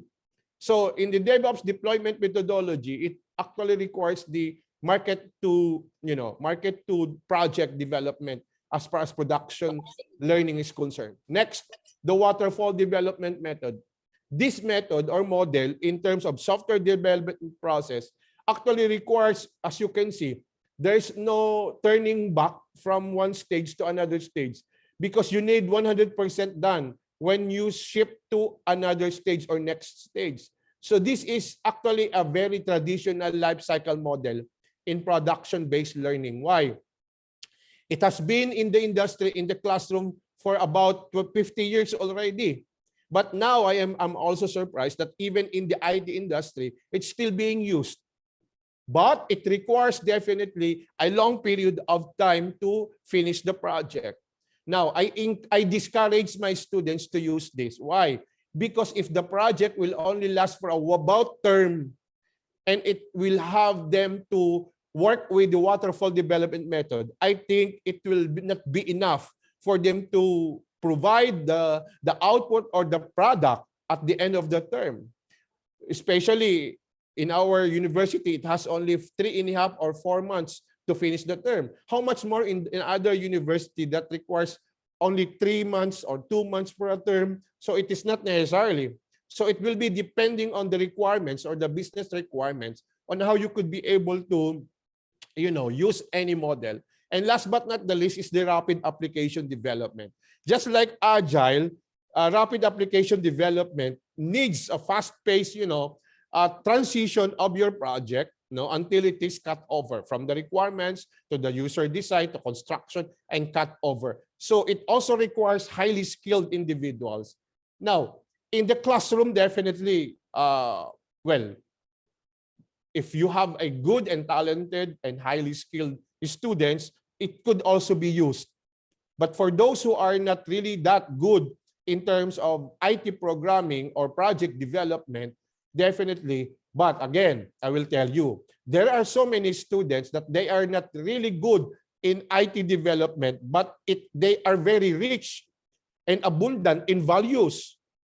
No? So they can easily adapt things so that they can learn more and they can finish on time the project. That's why it's very important, what we call the value of the student. So that, as I mentioned a while ago in my first couple of discussions with you, definitely whatever things that they have experienced as far as learning is concerned, production-based learning is concerned, if they have just like a soldier, if you have a high morale, even you are inside or within, or rather you are in the middle of the battle, definitely you can win the fight because you are highly motivated. But even if you are a highly skilled soldier and you are demoralized, definitely you will be killed in the middle of the war. So that's one thing I could actually give you, that in terms of production-based learning. It's about output. It's about outcomes-based education. It's all about things that the students learn from the classroom that will be transformed into a product. And that's exactly the capstone project of the student who are taking BS information technology, computer science, information science, data science, etc., etc. So this is very important to them. Now, what is exactly ISO 25010? This is about software quality assurance. So this is something to do with systems in software engineering. Why it is very important? Because it is important so that all the systems or the production should also be tested very well according to the standard of this particular ISO and the standard given by the respective client for the product. And I will not mention, of course, those things. It requires a long time to finish that in terms of discussion. But at the end of the day, the system and software quality models and software development lifecycle models should be addressed. Why? Because it requires these particular models and attributes to substantiate exactly the 25010. This is the ISO 9126-2 before. This is the traditional thing. But 2011, it became ISO 25010 of 2011. And these are the things to be tested, from the functional stability to the adaptability. So the software engineers know it. And in the industry, they know it better. Because in the ISO 250, as I mentioned, it is well-known human bias that can adversely affect the delivery and perception of a software development project. And after that, there will be CMMI quality frameworks. CMMI, if I will go back, if ISO 25010 requires software, CMMI requires hardware. So if both of them tested or used, you have a very quality good system. You will also have a very efficient production in terms of learning. So there are the CMMI means capability, maturity, model integration. It has 5 stages actually. And it focuses, manage in hardware and software development from product inception. Behavioral changes are needed at both management and staff levels, and initially a lot of investment required, but if properly managed, it will be more efficient. So in the classroom, it should always be learned by the student. Even if there is lack of hardware or there's lack of facilities maybe, but you should build the knowledge and skills of the students in terms of building a quality production of software or technology. So this is exactly I am telling you about. In the industry, it has level 5. The level 1 is initial, level 2 managed, 3 defined, 4 quantitatively managed, and optimizing. When I was in the industry long time ago, my company is under level 3, but now that company is on the level 5, meaning this is the maximum and the highest type of quality assurance as far as capability, maturity, model integration, because it requires process performance. It also improve incremental innovative technological improvements. So in other words, these are very necessary if you want a quality production. Well, if you will ask me, my students are using this because things that I also learned from the industry, I incorporated that in our syllabus or at the same time in the curriculum, so that the students may experience how exactly the production learning should be utilized from the classroom going to the industry when they graduate. And this is example of course, the maturity level of 1 to 5 that I mentioned, the project management, the engineering, the process management, and the support. So this important 5 with 5 by 4, definitely it requires these things on each table, no, on each column. So I will not go further with this because it requires so much and huge explanation in terms of project management, planning, risk management, quantitative project management. And I'm sure if you have the IT courses, the teachers are actually discussing this in the project management, in the software development, software engineering, systems analysis, and design. So these are the courses that require to understand, that requires for the students to understand this. And the software development rights, definitely the blockchain, the IoT, cybersecurity, AI, distributed cloud, web application development. Take note, in my university, we are granted by our government, the Department of Science and Technology, a 5 million worth project of smart laboratory. And that is Internet of Things, Internet of Things. And I am encouraging your university, if you want to collaborate with us, and if you have the IoT projects with your students, with your professors, I am encouraging you to have that project with us, and it will run in our smart laboratory to be tested and trained. And I am very happy if your university will collaborate with us.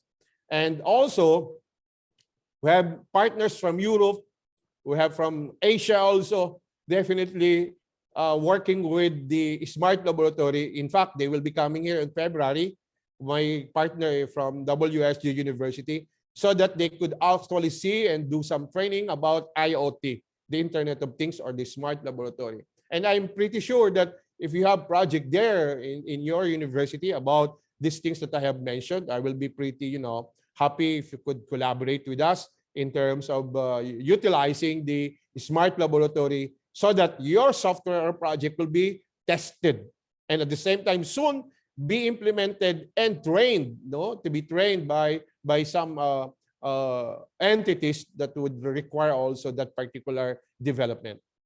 Okay, so I think that's all for me. If you have some questions, please provide us, and I will be happy to answer that. Thank you so much.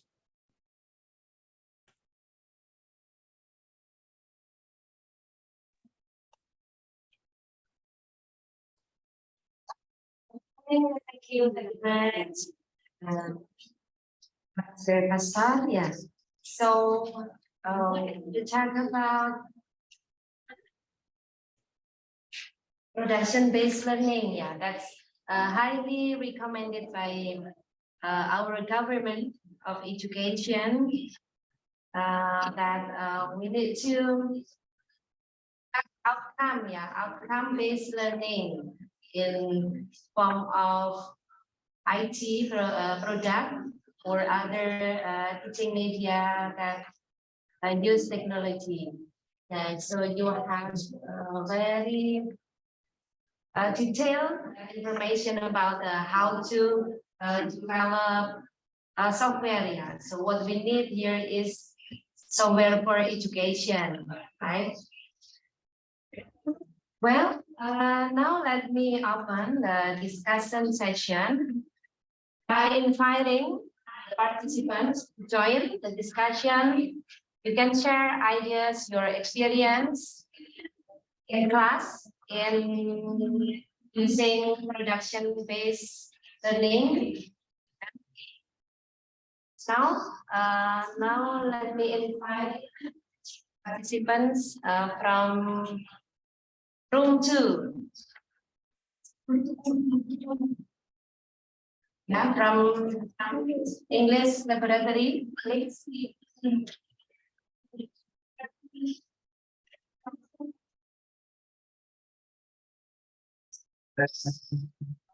My name is Kelvin. Yeah, please. I have a question. In your methodology, there are like planning, control, and development. Is there evaluation when we have evaluation?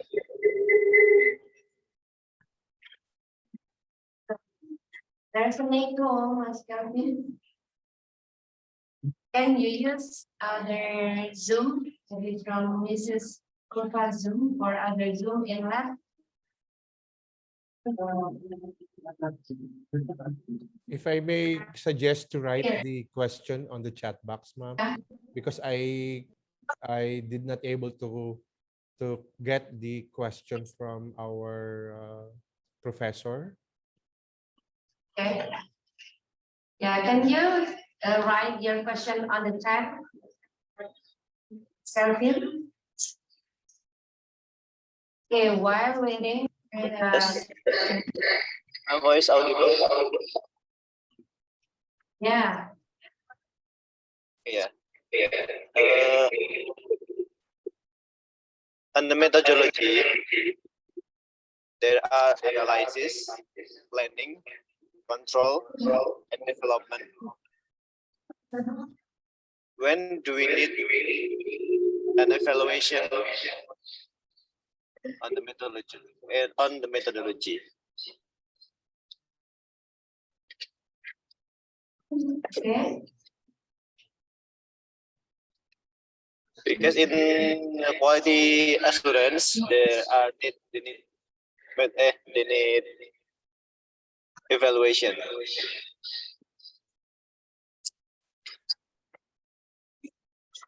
Question, Mas Kelvin.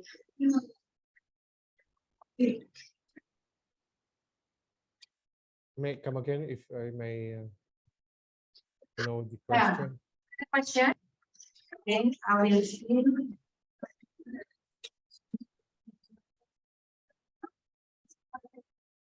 As your voice is not clear, would you like to chat? Yeah. Chat in the chat box.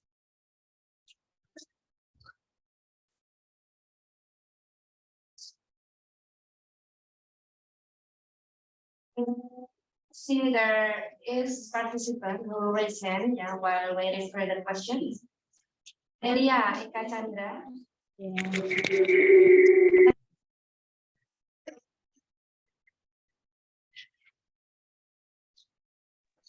Good morning, sir.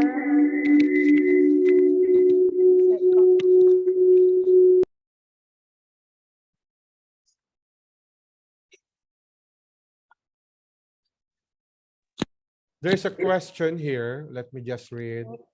Oh my God. Sorry, but I cannot understand the Bahasa language. If possible, English.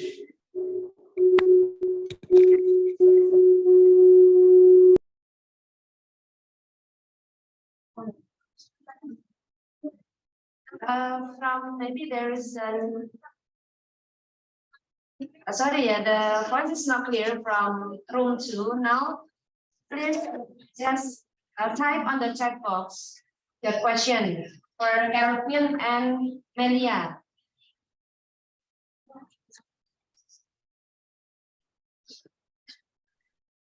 English, ma'am, English. Thank you.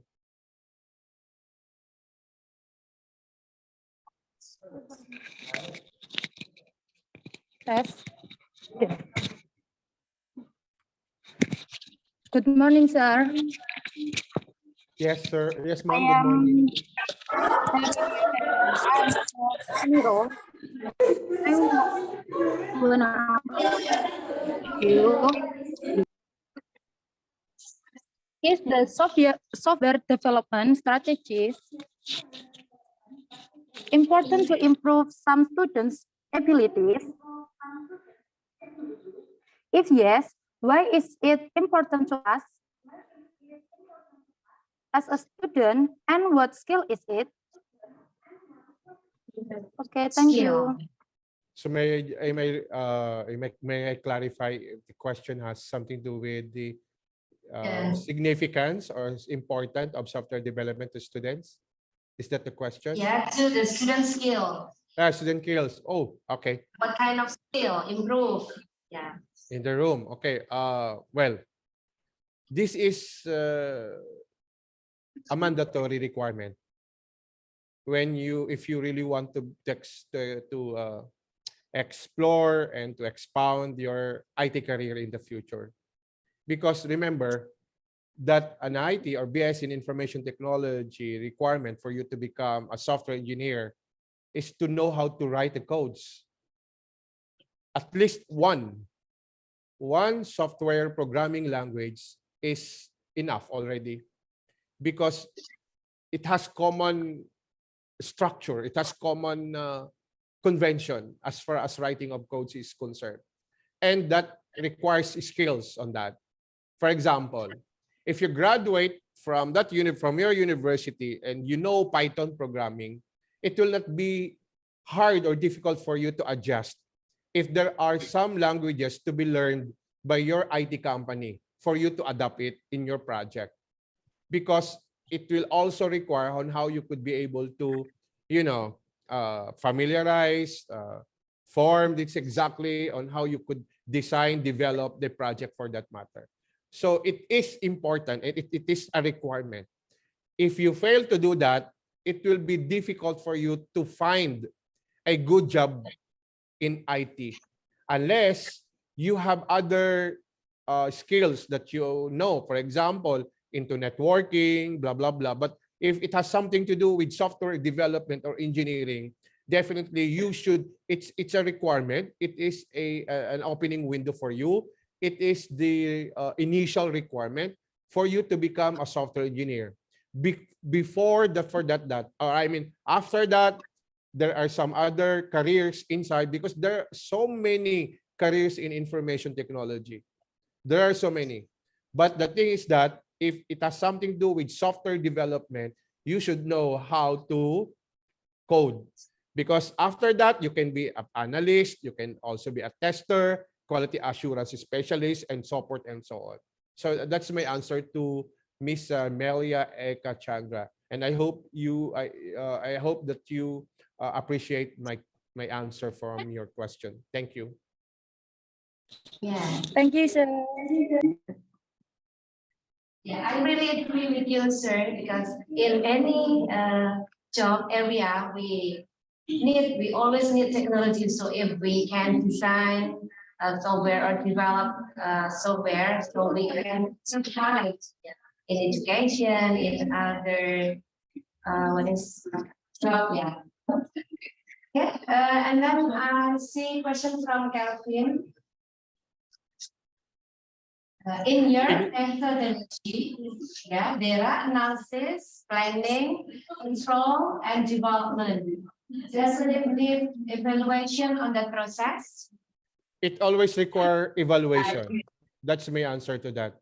All models or methodologies, as far as software development or engineering, it always requires evaluation.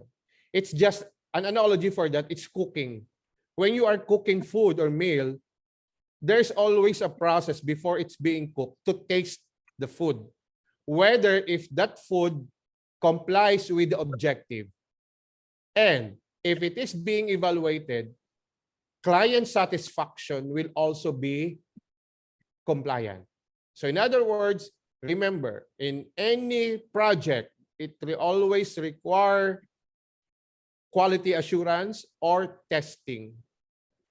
Okay, so I think I already addressed that, and I answered that question correctly. Thank you, sir. Thank you, ma'am. Yeah, yes, sir. Yeah, you have explained that. Of course, we need evaluation. Yeah, for any software we develop. And now I will invite from this room, from C1, if you have any question to the presentation.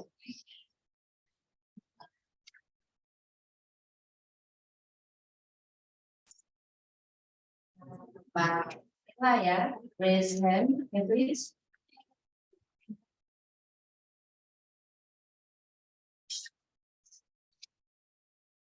Morning, sir. My name is Tiffany Laila, and I will ask question. So my question is, are there common problems in the software development process? Okay, the problem in software development process. Thank you. Ma'am, can you repeat the question? I did not able to read hear that. I'm sorry because there was some distorted noise. Okay, he asked about the problems in developing software. Well, Yeah. It it- happened. well, problems can be eliminated or can be reduced if you know how to exactly execute the model. If you really, because in terms of software engineering or development, for example, I use the V model because that's my experience when I was as a software engineer. If the planning is wrong, the entire project will be wrong. So you have to make it sure that based on the standard required by the industry, from the planning itself up to the last stage of the project development, it should always be compliant correctly from the client's perspective or business requirements. Because at the end, if you have a wrong project, there will be so many problems that will occur. And that's exactly the problems will be part of it. So it's always there. But if you have followed correctly all the processes, minimal problem will be experienced by the team. Only minimal. And all practitioners, including myself, knows how it will be done, knows how it's going to be done. So my suggestion in terms of product-based learning, as an advantage, it's not a requirement, but an advantage. Put a professor in that particular subject with industrial experience about that, so that he can deliver correctly everything. As I said a while ago, there are so many good teachers, but they do not know how to deliver the right thing based on the model. But if they are experienced from the industry, definitely the output, the graduates that you will have will really make a story in your university, because they will be one of the best IT professionals someday.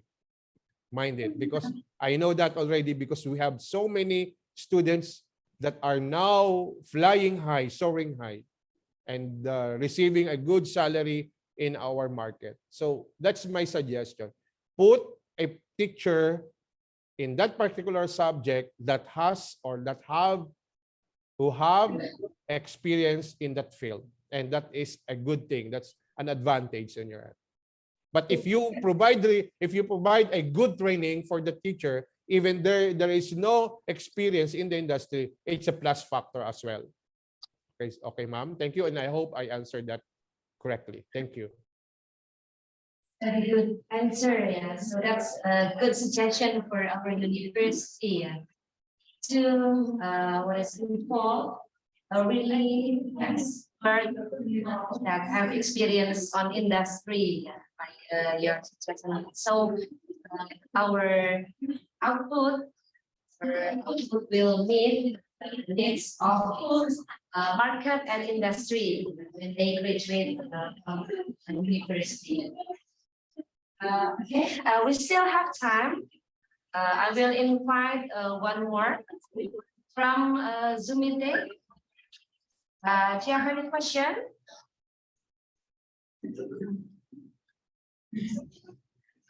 Or anybody from this room? Is there still something that you need to ask?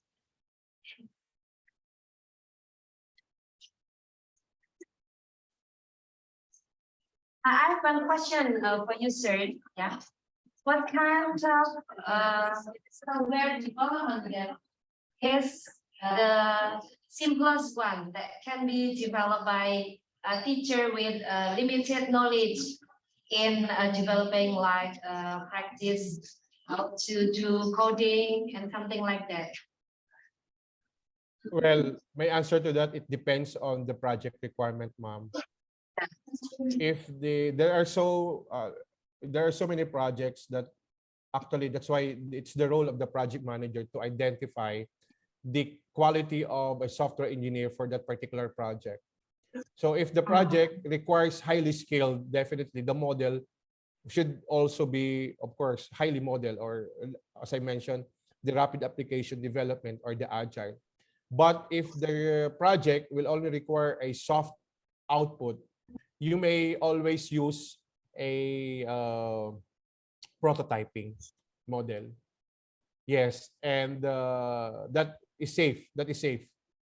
Why? Because before you implement the project, you should also meet, you should always meet, and you will meet your client for them to say or to check whether if the business requirements on the output of your project meets their requirement. And if not, you will go back again to barracks to continue developing the output of your project or the production of it.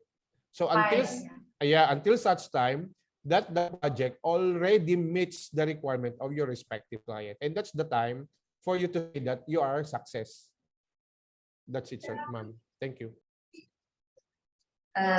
Okay, thank you very much. Yeah. So he is the dean of computer science, and we will come for the cooperation with your university for our students. So who wants to come to Philippines? Press your hand. Anybody wants to come to Philippines? I want, of course. I will be the first. Come here. And then see our IoT Lab, a smart laboratory. Yes. I look forward. Actually, I've been in Indonesia 4 times. 2 times in Jakarta, 1 in Surabaya, and 1 in Langlang, Bandung. Yeah. Bandung. Because we have partners there, and I delivered my keynote speech 2017, 2018, 2019 in their international conference. And definitely, if you would like to join my journals, I am connected with many journals in the world. We have the computational intelligence, machine learning, the Inspira research, etc., etc. So I am an editorial board, and I am a peer reviewer. And if you have some researches about that, feel free to communicate me, and I will help you to engage with my research journals in Europe and in USA, or even here in Asia. Thank you. So that's the presentation from Aquilus, and then let me now conclude that as a teacher, we should emphasize not only on the knowledge or the theory. We need to learn another skill, that is software development, because now in this era, everything needs technology. We need improve our teaching media with technology. And there are some steps in doing the development, that is identification of needs, planning, designing, coding, testing, and documenting, deployment, and maintenance. Okay, that's from the presentation. I would like to say thank you very much for Dr. Pastor for joining with us today, and I expect that what is shared today will be beneficial for us, for our students, and all the participants. Always my pleasure, ma'am. Yeah, let me share the certificate. The host, please.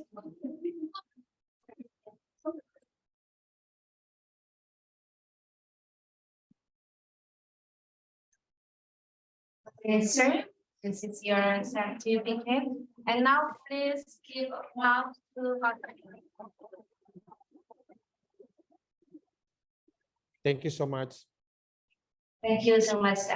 Yeah, I hope that we will meet sometimes, yeah, in Philippines or Indonesia. Yeah, waiting Goodbye, for sir. our future collaboration. Thank you. Okay. Bye-bye, sir. Okay, now let's find the last but not the least presenter from Uniro, from Tuban. You like to come, sir? Right here.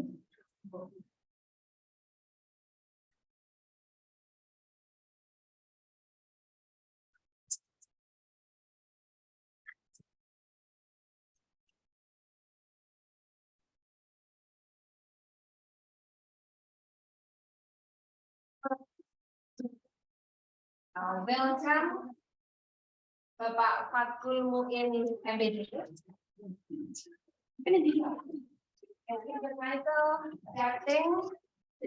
Teaching at the right level, or TA or L in English instruction. Let me short biography. He graduated from Universitas PGRI Ronggolawe Tuban, and for the master degree, he graduated from Universitas Negeri Sebelah Maret, Jakarta.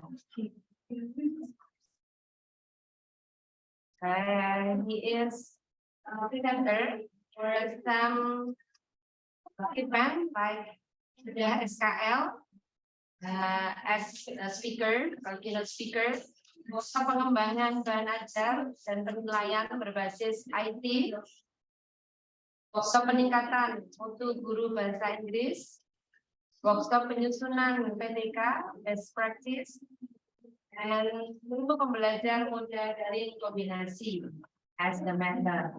And his job designation, now he is the principal of SMP2 Tuban, but he started the career as principal from 2015 in SMP 1 Tambagoyo, and 2015 as principal in SMPN 6 Tuban, and from 2014 in SMPN 3 Tuban as principal, and now the principal of SMPN 2 Tuban. He got some awards like juara 1 lomba KTI guru tingkat SLTP Kabupaten Tuban, juara 2 guru berprestasi tingkat SMP Kabupaten Tuban, juara 3 lomba inovasi pembelajaran tingkat provinsi Jawa Timur. Wow, nominasi 50 besar provinsi pemilihan guru ideal. So, he is ideal teacher. Juara 1 lomba guru berprestasi tingkat SMP Kabupaten Tuban. Juara 1 lomba guru berprestasi tingkat SMP provinsi Jawa Timur. Juara 2 pemilihan guru berprestasi tingkat nasional. Juara 2 lomba guru teladan se-Kabupaten Tuban. Selain berprestasi juga teladan. Finalis lomba inovasi pembelajaran. Waduh, banyak sekali. Juara 2 PKG PM Action, luar biasa. Juara 2 lomba penguatan pendidikan karakter sekolah. Juara 1 lomba kelompok budaya kerja. Juara 1 lomba kelompok budaya kerja. Juara 1 lomba kepala sekolah berprestasi pada tahun in the year of 2019, dan tokoh pendidikan in 2019. Great achievement ya of Pak Muin, and now he is pembina MKIP Bahasa Inggris SMP Kabupaten Tuban. We can say that he is guru andalan ya, kepala sekolah andalan di Kabupaten Tuban. Okay, now please Pak Muin, Pak presentation.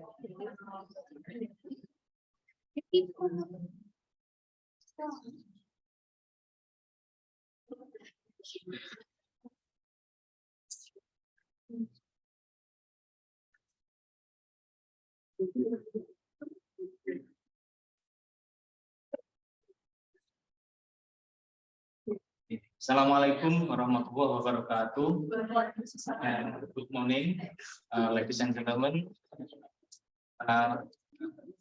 First of all, I'd like to thank God for everything given to me and us. So on this occasion, we can attend the 11th RETCO International Seminar held by English Language Education Study Program. Today, 22nd December 2022. Today is Mother's Day. So congratulate to the female students and also the lecturers. Yeah. Thank you. Well, I'm interested to take the topic of adapting teaching at the right level of child in English instruction. Why? Well, for 2 years, between 2021 and 2022, it has been a hot issue of the implementing the new curriculum. What we call it curriculum merdeka, or in English, we call it transformation curriculum. And I'm one of the principal leader, kepala sekolah penggerak, yeah. And right now, I'm the principal of SMP and Sujuban. I've been a principal for more or less 10 years and different schools. When I have been and I'm now, I always find similar problems when I have to supervise the teachers. And this one, these are factual findings in English instruction.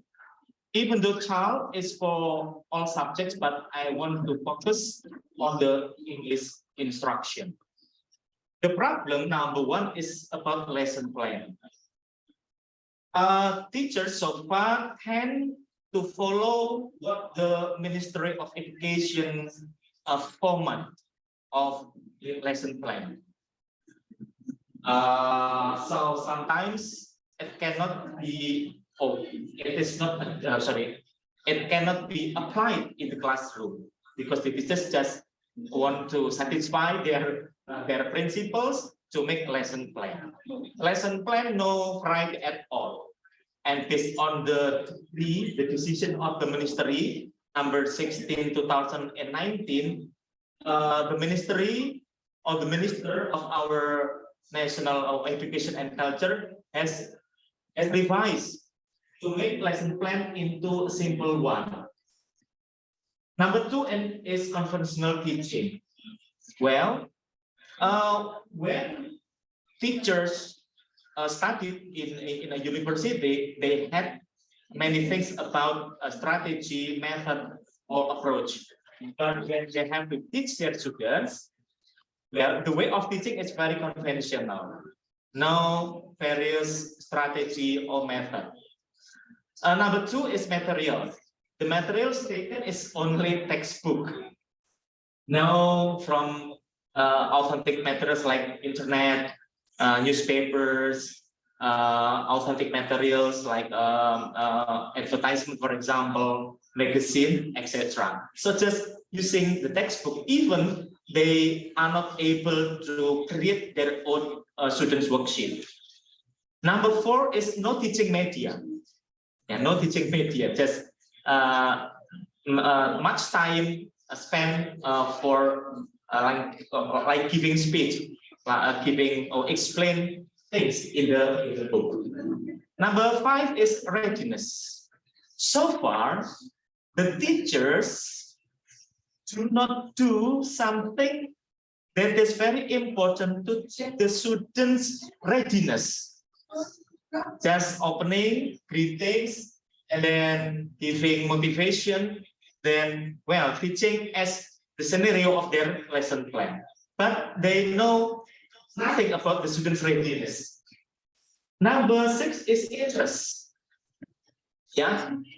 So that's why in the new curriculum, in transformation curriculum, we are, or the teachers are suggested to have what we call it, to check to have survey of students' learning styles. One of the participants asked the previous presenter about learning styles. Now we are suggested to apply the three things: visual, auditory, and kinesthetic from the 8 multiple intelligences by Gardner. Then number 7 is classroom management. Sometimes class like having a meeting in the balai desa, yeah, or village, village or kampung building to listen to the village, the leader of the village speech. Thus also is not various, yeah. The teachers have monotonous tasks. Now, for example, in English, tandem and then communicative games activities, or they do not have pair work, or well, an activity that forces students to challenge students to use actively the language. Number 9 is involvement. Yeah, we often see, or I often see, that the student involvement is bad. They talk by themselves. They do not listen what the teacher are explaining. When they have group, for example, one group there are 5 or 6 students, only 2 or 3 who are active, and the others are passive and talking by themselves. Number 10 is assessment. This is the main problem of Indonesian teachers. That assessment always multiple choice, A, B, C, D, and well, the learning achievement is not satisfied under what we call it KKM, the criteria of minimum standard.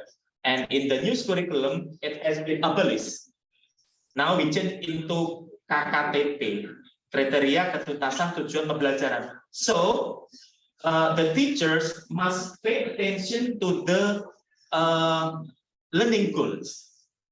For example, when a teacher has to perform one of the learning achievement with 2 or 3 goals, and then each goal, its tujuan pembelajaran or learning goals has different KKTP.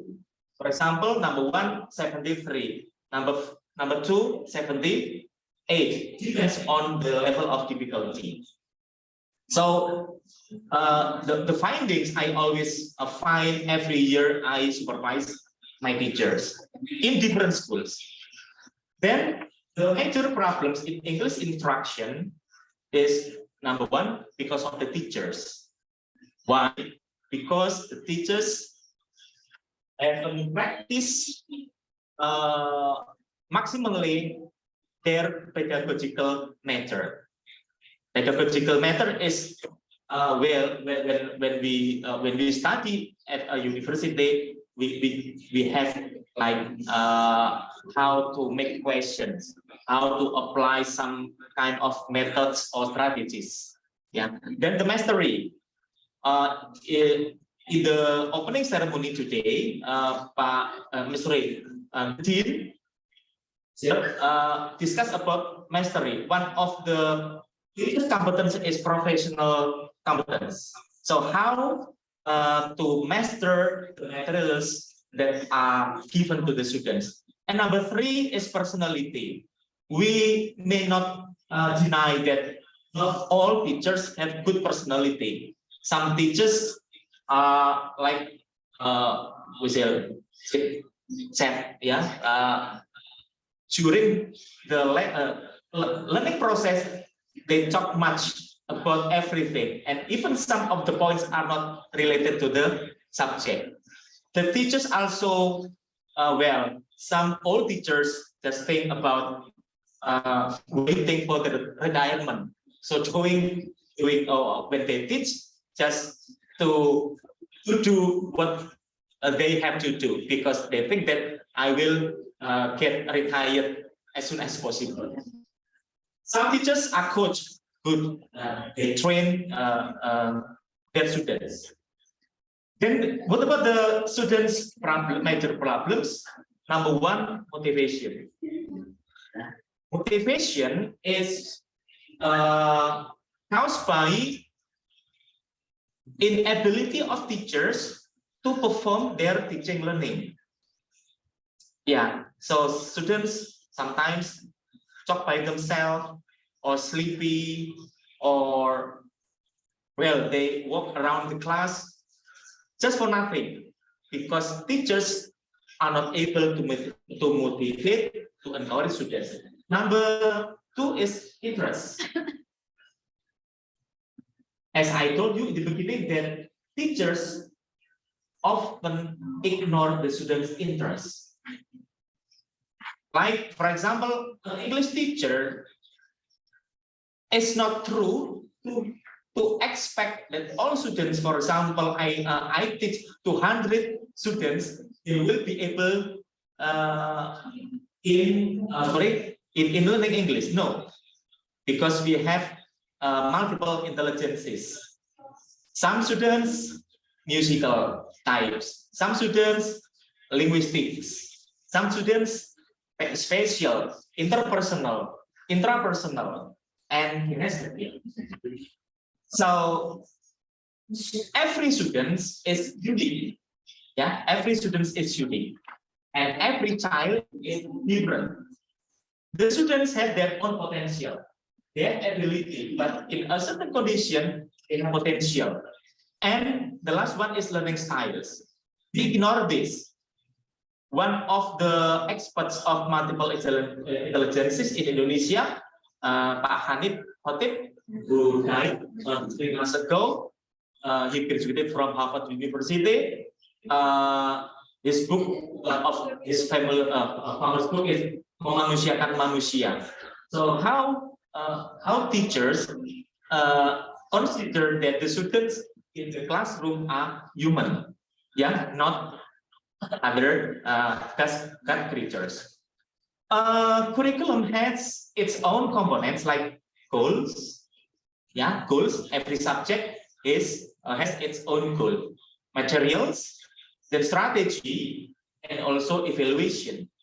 In the new curriculum, the transformational curriculum, the government, the Ministry of Education, does not suggest, does not advise for teachers only to use one single subject.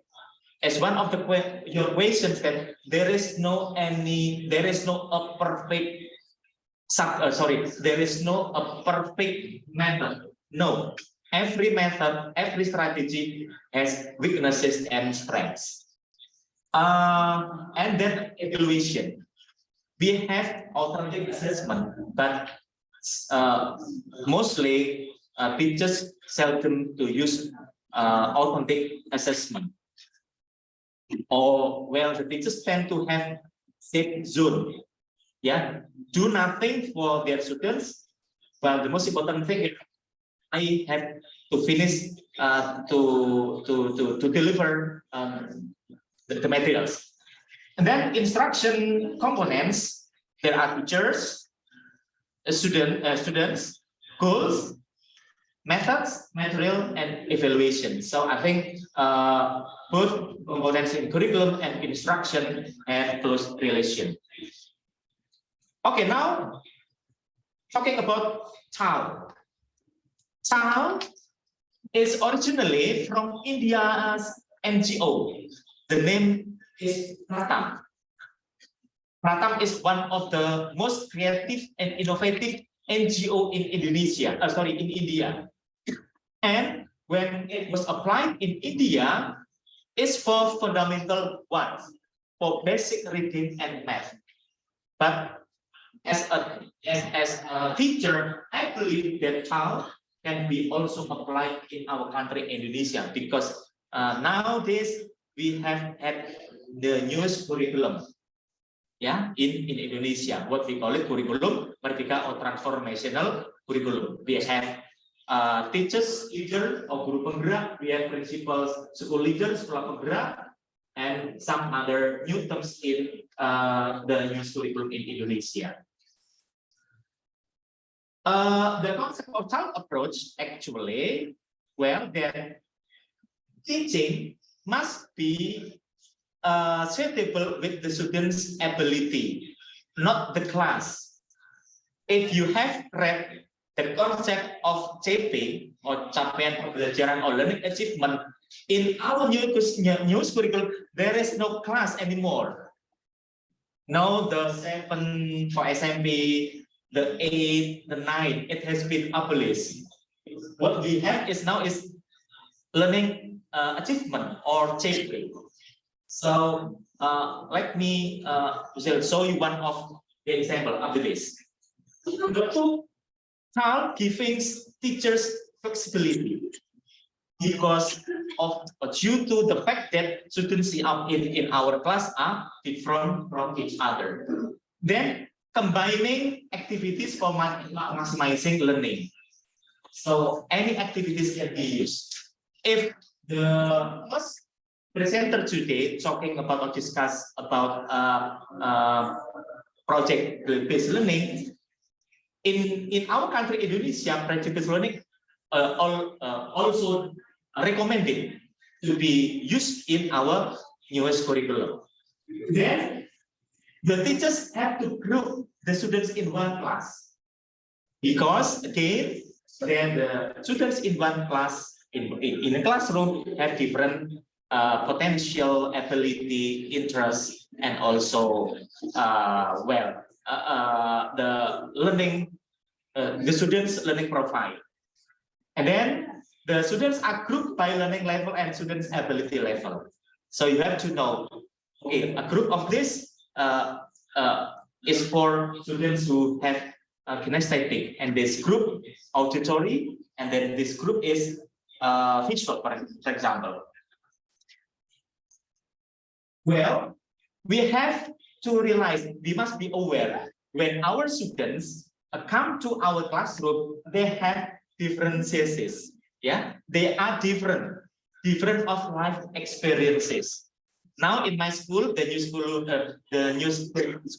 at SMP2, the students are very heterogeneous. Their economy, background, their ability, their interest, and many other things. So life experiences from parents. Some students are forced by the parents to get money by singing on the street, yeah, to get the money. Then number 2, language skills. Yeah, every student has his or her own language skills. Talents, attitudes. Yeah, so that's why in Indonesia now it has been applied 5 P's. Profil pelajar, profil pelajar Pancasila. Ya, 3 P's. Project penguatan profil pelajar Pancasila. So it is actually characters. Yeah, the characters, the social things that the government wants that the students will have not only the intelligence but also the social and also the spiritual quotient. Learning skills, confidence levels, it is personal. Prior knowledge, of course. The students who are from good economic conditions or from primary, elementary schools, of course, they will have knowledge. The way of their study at home, at schools, influence their prior knowledge. Commitment, ways of learning. Yeah. You, for example, as student of a university, perhaps you like studying by using or wearing headset, listening to music.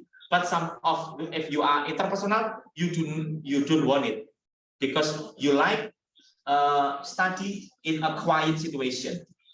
And then the decrease of home support.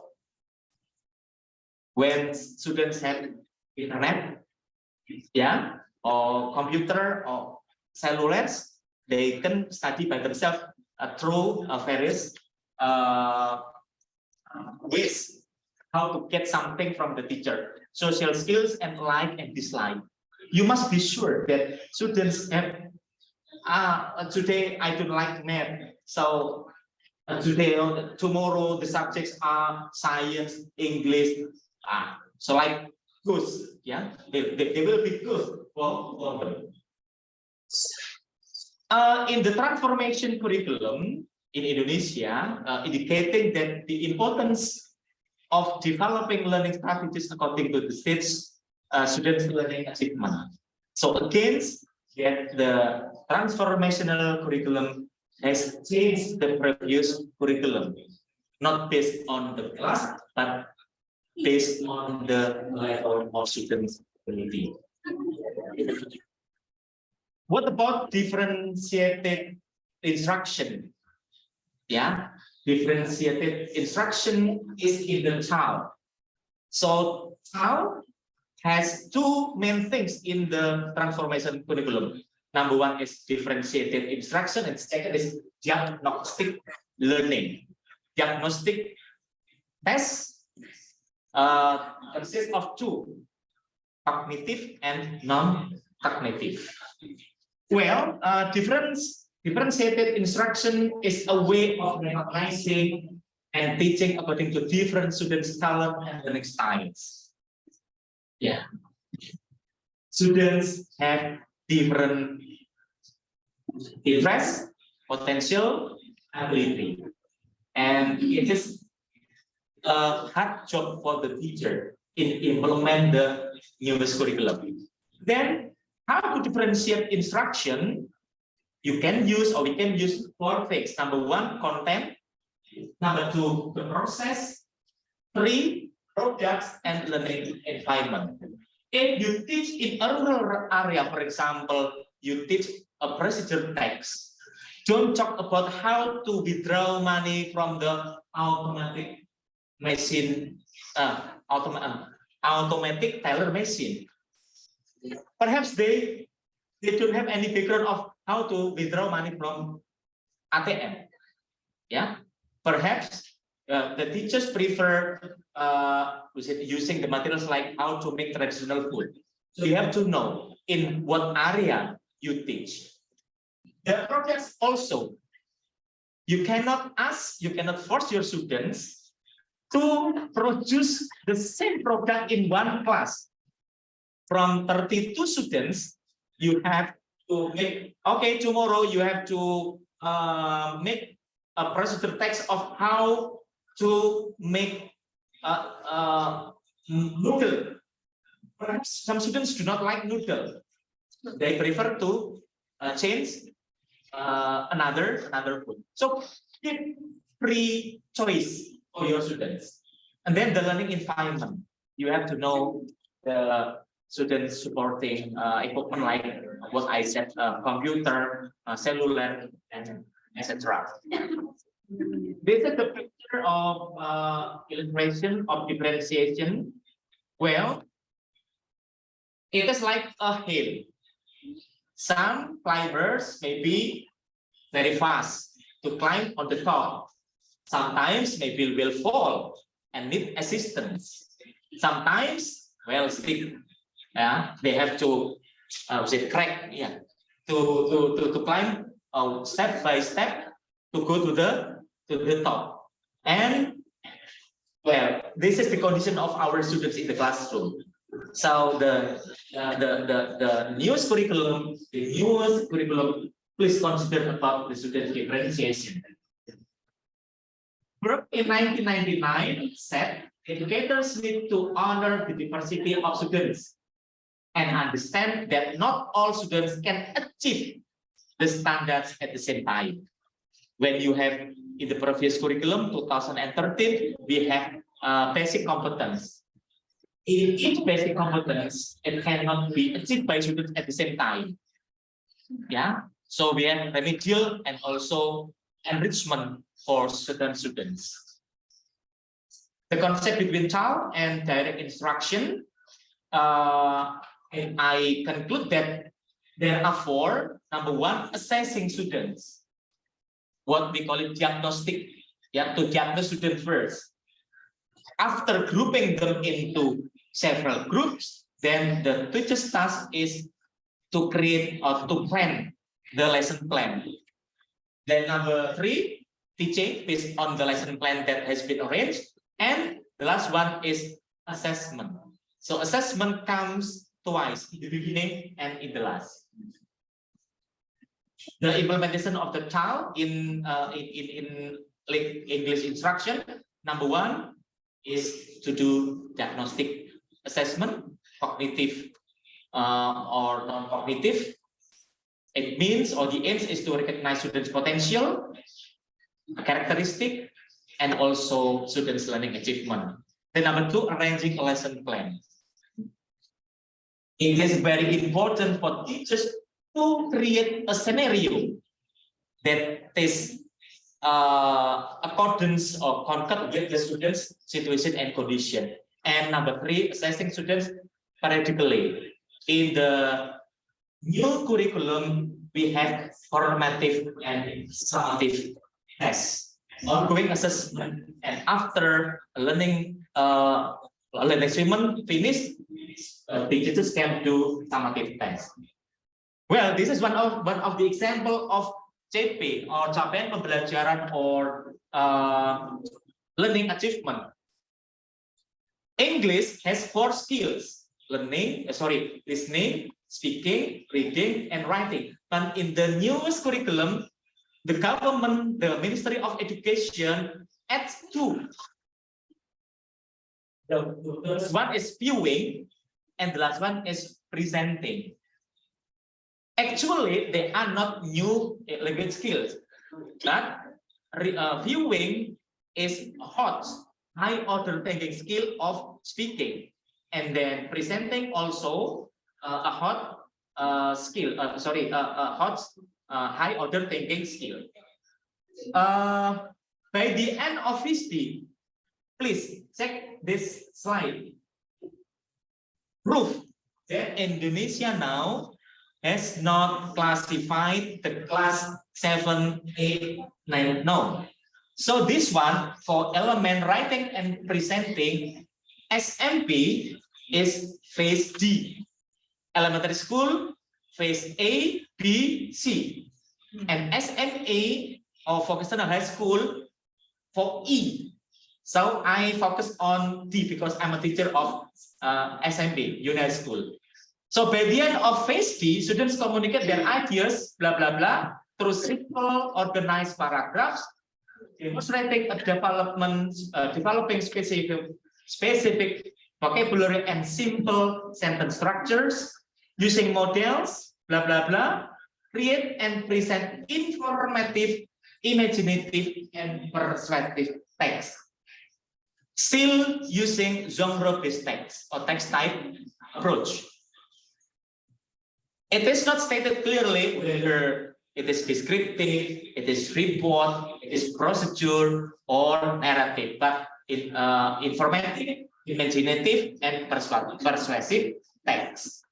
In a simple and compound sentences to structure arguments, blah, blah, blah, they include basic information and detail, and also very blah, blah, blah in their writing. Students express ideas in the present, blah, blah, blah, past tense, use time markers and frequency, then English letter sound, they use punctuation and with consistency. So it belongs to SMP level for 3 years. Yeah, for 3 years. No 7, 8, or 9. Okay, this is let me give you one example. For example, you are a teacher and you would like to teach, and I take one of the text, informational text. The title is bikes. You know differentiation between bike and my bike. If I use my bike, it is a descriptive text because I want to describe something in specific. But if I use bikes, it is a report. So we talk about bikes in general. In the opening, the teachers can show the pictures of bikes. And then asking students with triggering questions, up to you, to arouse the students' interest. For example, do you have how many bikes do you have? Then do you think that riding bike is important for your healthy? How often do you buy? Yeah, etc. Use the time like what we call it in presentation stage. Then next step is diagnostic assessment. The teacher, may give the students simple tests, and the test is about, for example, nouns, because nouns will be used in the report text. Noun phrases, simple present, up to vocabulary relating to the color, shape, size, or technical terms of bikes, for example. So give the student test to know, to check, what students' difficulties, whether in grammar or in vocabulary. So you have to know at first. Then number 3, the next step is grouping students according to their ability, learning strategy, interest, and potential.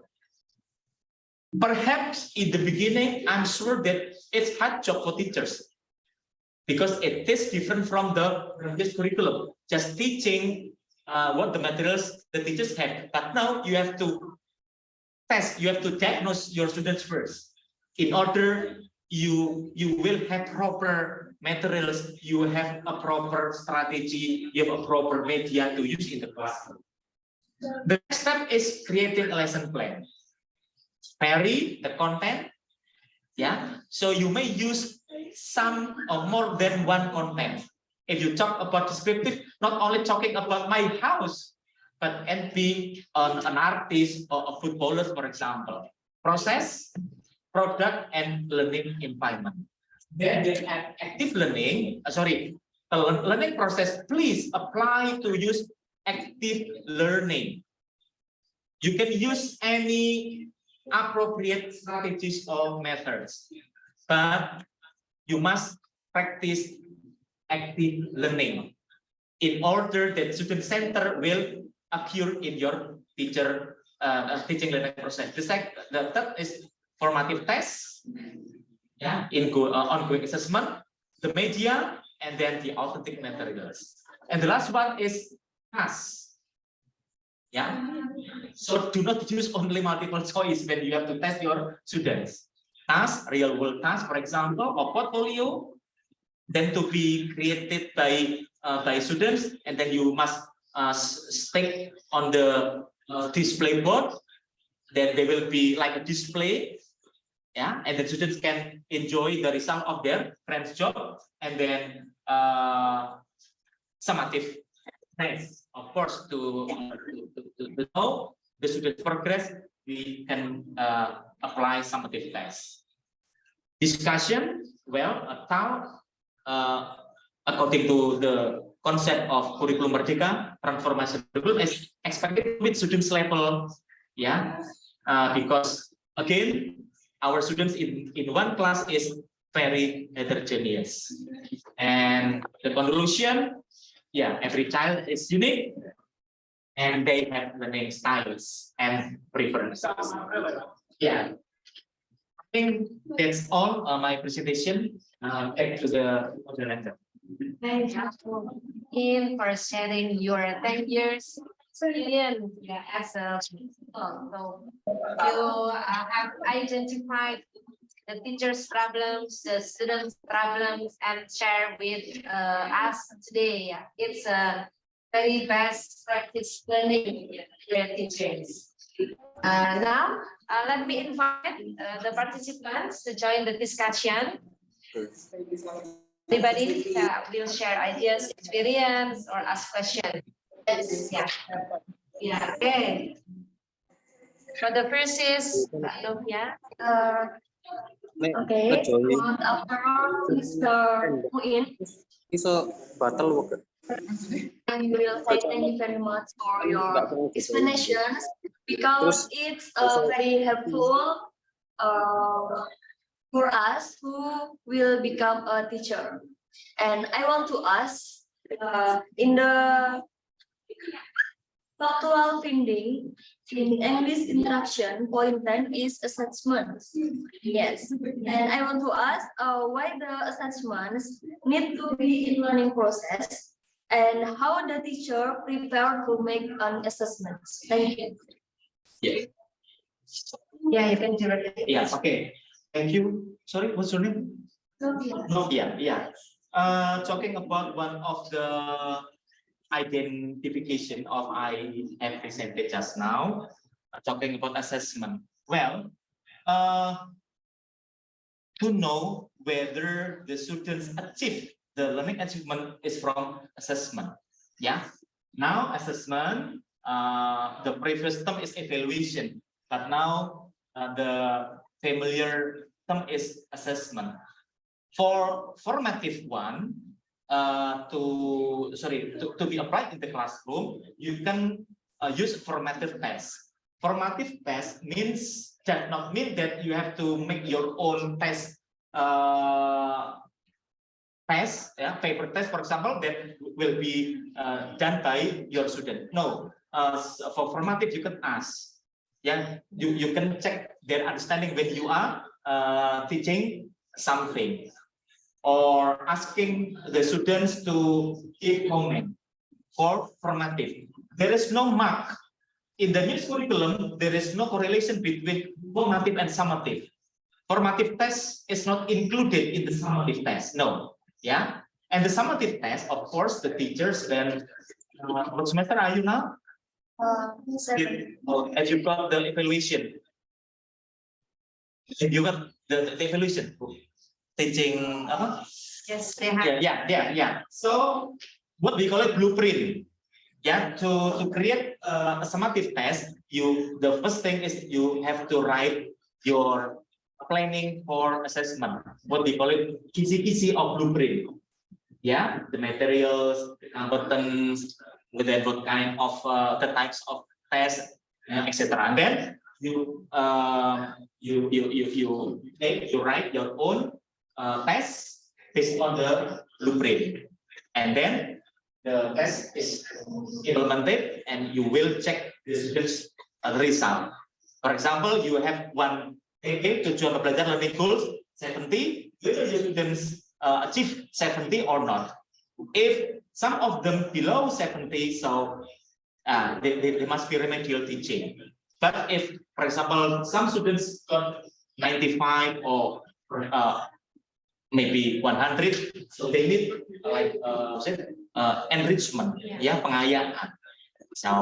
So the way of assessing the same. So starting from the blueprint, then writing the test, and then implementing, and then if you want, please, you can use an application to check whether the test you made good or not through what we call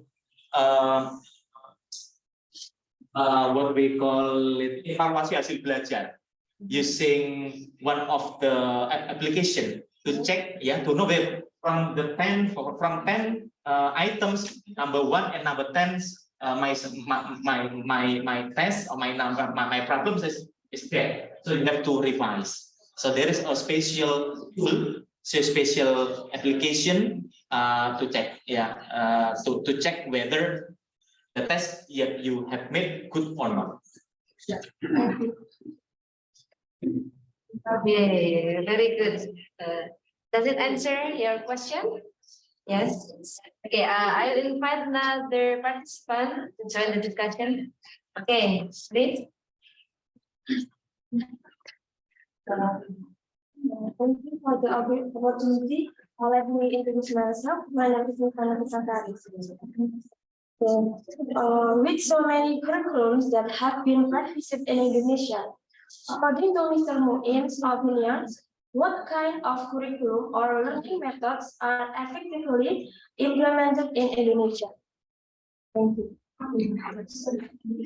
Okay, you directly answer. Yeah, thank you, Mbak. Sorry, Sari ya. Silva, because I just take over the last yeah. Silva, yeah. Every 5 to 10 years in Indonesia, the government of, the Ministry of Education, Culture, Research and Technology always revise.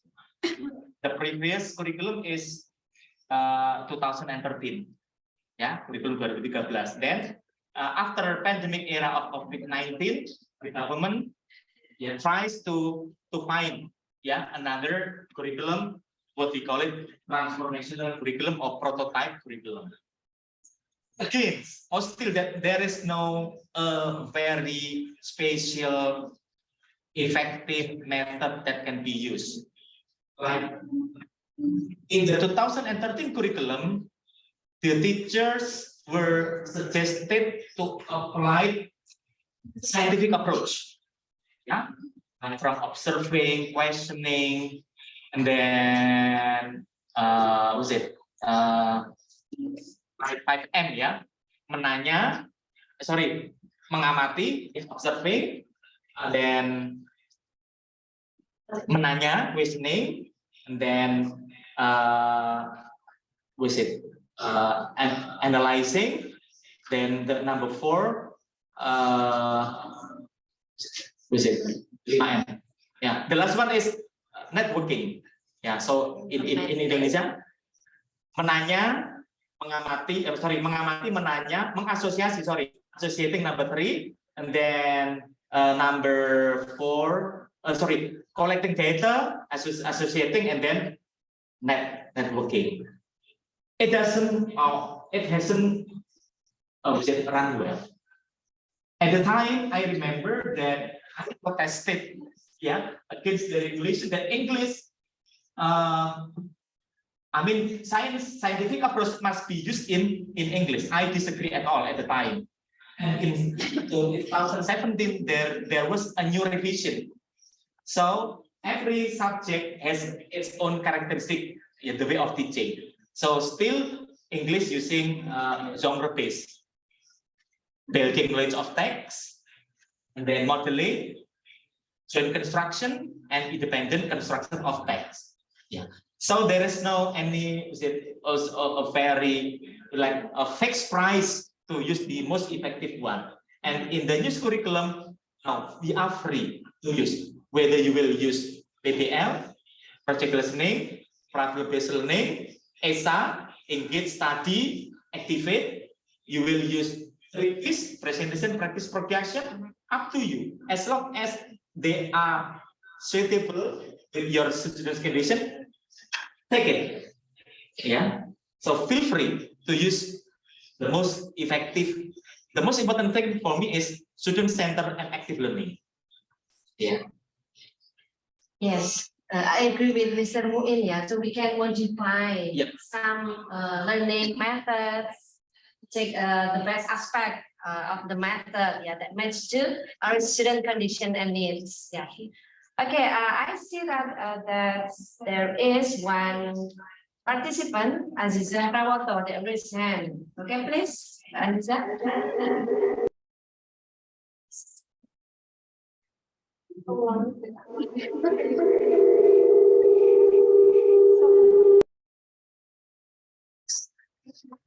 Yes, you can start. No. Yes. Good afternoon. My name is Aziza, and I want to ask you a question. Why is student readiness in a learning process so important? And what if some students are ready but some are not? What should a teacher do? Thank you. Sorry, that's the question. Readiness. Oh yeah, student readiness. Thank you. Yeah. Thank you. Sorry, what's the name? Aziza. Aziza. Your question is about the why readiness is important. One of the important factors in the classroom. Okay, I will ask you, when you come to the classroom that you want to teach something, And when your students are not ready, what is your feeling? Yeah, of course. Yeah, so that's why students must be ready. Ready here, readiness here, it doesn't mean that ready to join the classroom by being quiet. No, but you have to know that the material that you are going to present. For example, you would like to teach about procedure text. So you must make sure that your students are ready to join your teaching.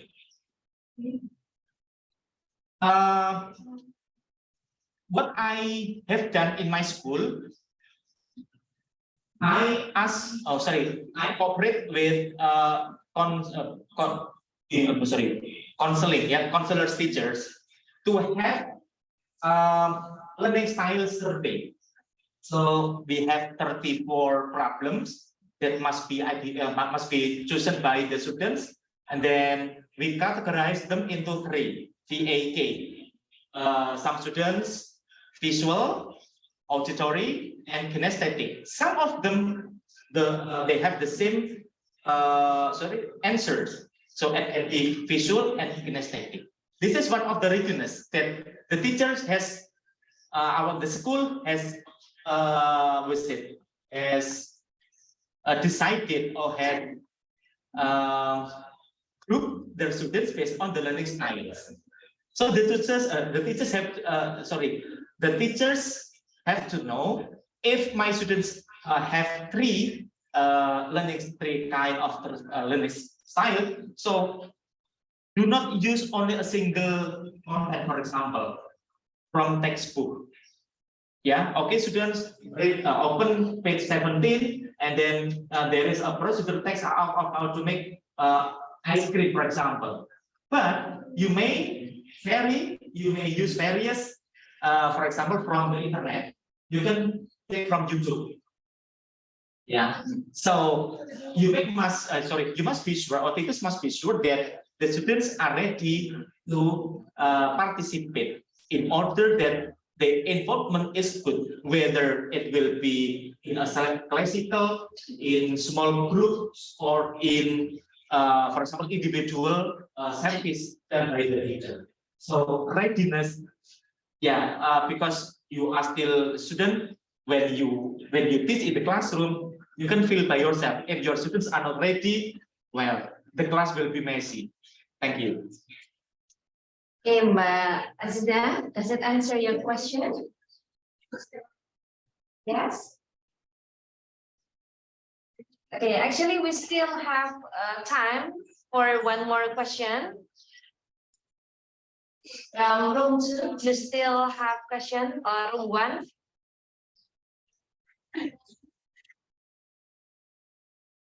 Yeah, Mbak.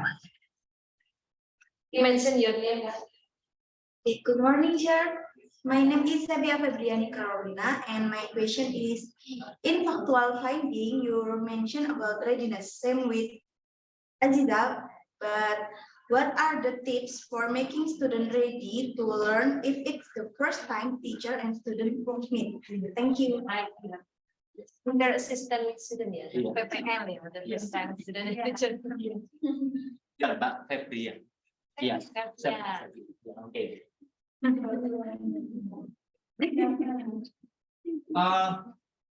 This curriculum has been implemented in Indonesia just 2 years, 2001 and now 2002, and it will be 2003. In Tuban, we have Sekolah Merdeka, Kurikulum Merdeka, Type 1, Type 2, and Type 3. And talking about readiness, well, this is my suggestion not only for her, but for other participants. When you have class, consider the things that you can predict what will happen in the classroom. So differentiated instruction must be considered in this case. So the content, for example, do not use or do not consider that the textbook is a holy book. This is the only resource learning material that I must use. No, you can create your own. There are many books from like English Corner here or the library. You can adapt and adopt whether which ones are suitable for your students content, and then the process also. Yeah, well, perhaps so far people say that communicative approach is good, but what kind of techniques that they will use? You have to choose. For example, it is not so important for teachers to know the theory of method approach, but the teachers never apply it in the classroom. For example, when you feel free that you want to use tandem activity or information activity to enable students communicate competence, use it. For example, there are two pictures that are similar but different. They have both students have to ask each other what the different things from my picture, and then like there is information gap. So here the aim is to make students communicative. So that's why differentiated instruction, content, process, product, and learning environment must be considered. What we call it, you must ready for the things that beyond of your time. So we have to open our mind, yeah. Yeah. Change our mindset as the teacher. That's a very good input, yeah, from the teacher and also the principals in campus. We learned the theory, yeah. We learned only the knowledge, but at school we need to see what's the problem, what's the condition of the students to find the best method for our students. Yeah. And thank you, Pak Muin, for the collaboration with us, and I look forward for the collaboration with the MGMK event. Yeah. Karena Pak Muin ini pembinanya. Okay, thank you very much for the last presentation. That's very meaningful and comprehensive. And now let's conclude that the core of SEL or student-centered learning is that the teacher focus and emphasize on students' needs, potential, and ability, and the differentiation of teaching can be in terms of content, process, product, and learning environment. And teachers should diagnose the student ability before teaching to honor the diversity, because students can achieve the same standard result of the learning. And as the teacher, we have to change our mindset that we, as the teacher, we have to follow the students' styles, not the students that follow our styles. Okay, that's the last. Thank you very much for joining all the first session of this main session of this international seminar. Thank you very much. Wassalamualaikum warahmatullahi wabarakatuh. Okay, let me ask the host to present the certificate.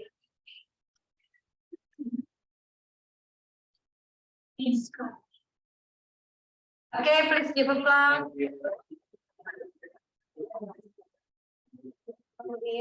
Yeah. Okay, finally, we finished to the end of the main session. After this, we will have lunch break, and then please come back on 1 p.m. Yeah, 1 p.m. for the parallel session with some presenters. Yeah. Okay, now we will close the main Zoom first.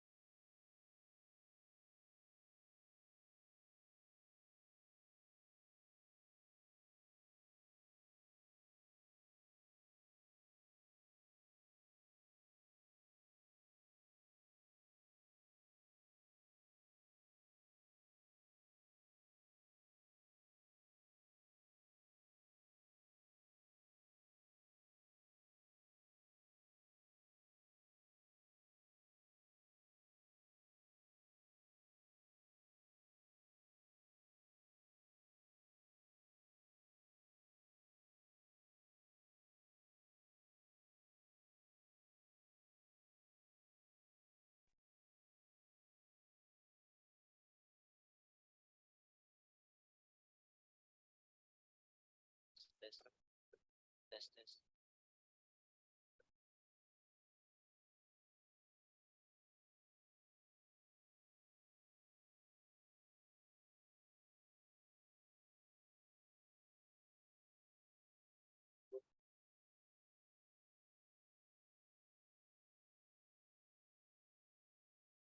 tes tes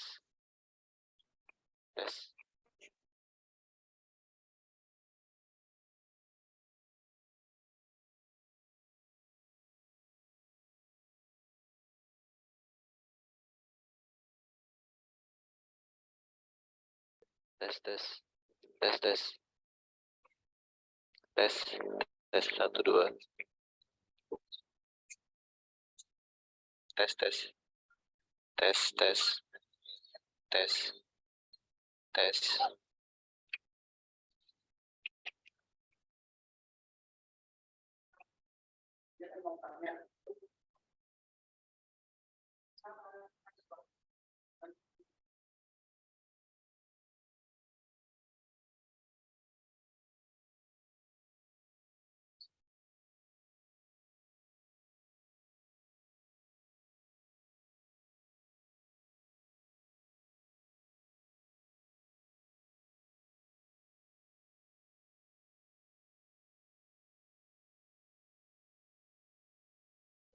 tes tes saya Pak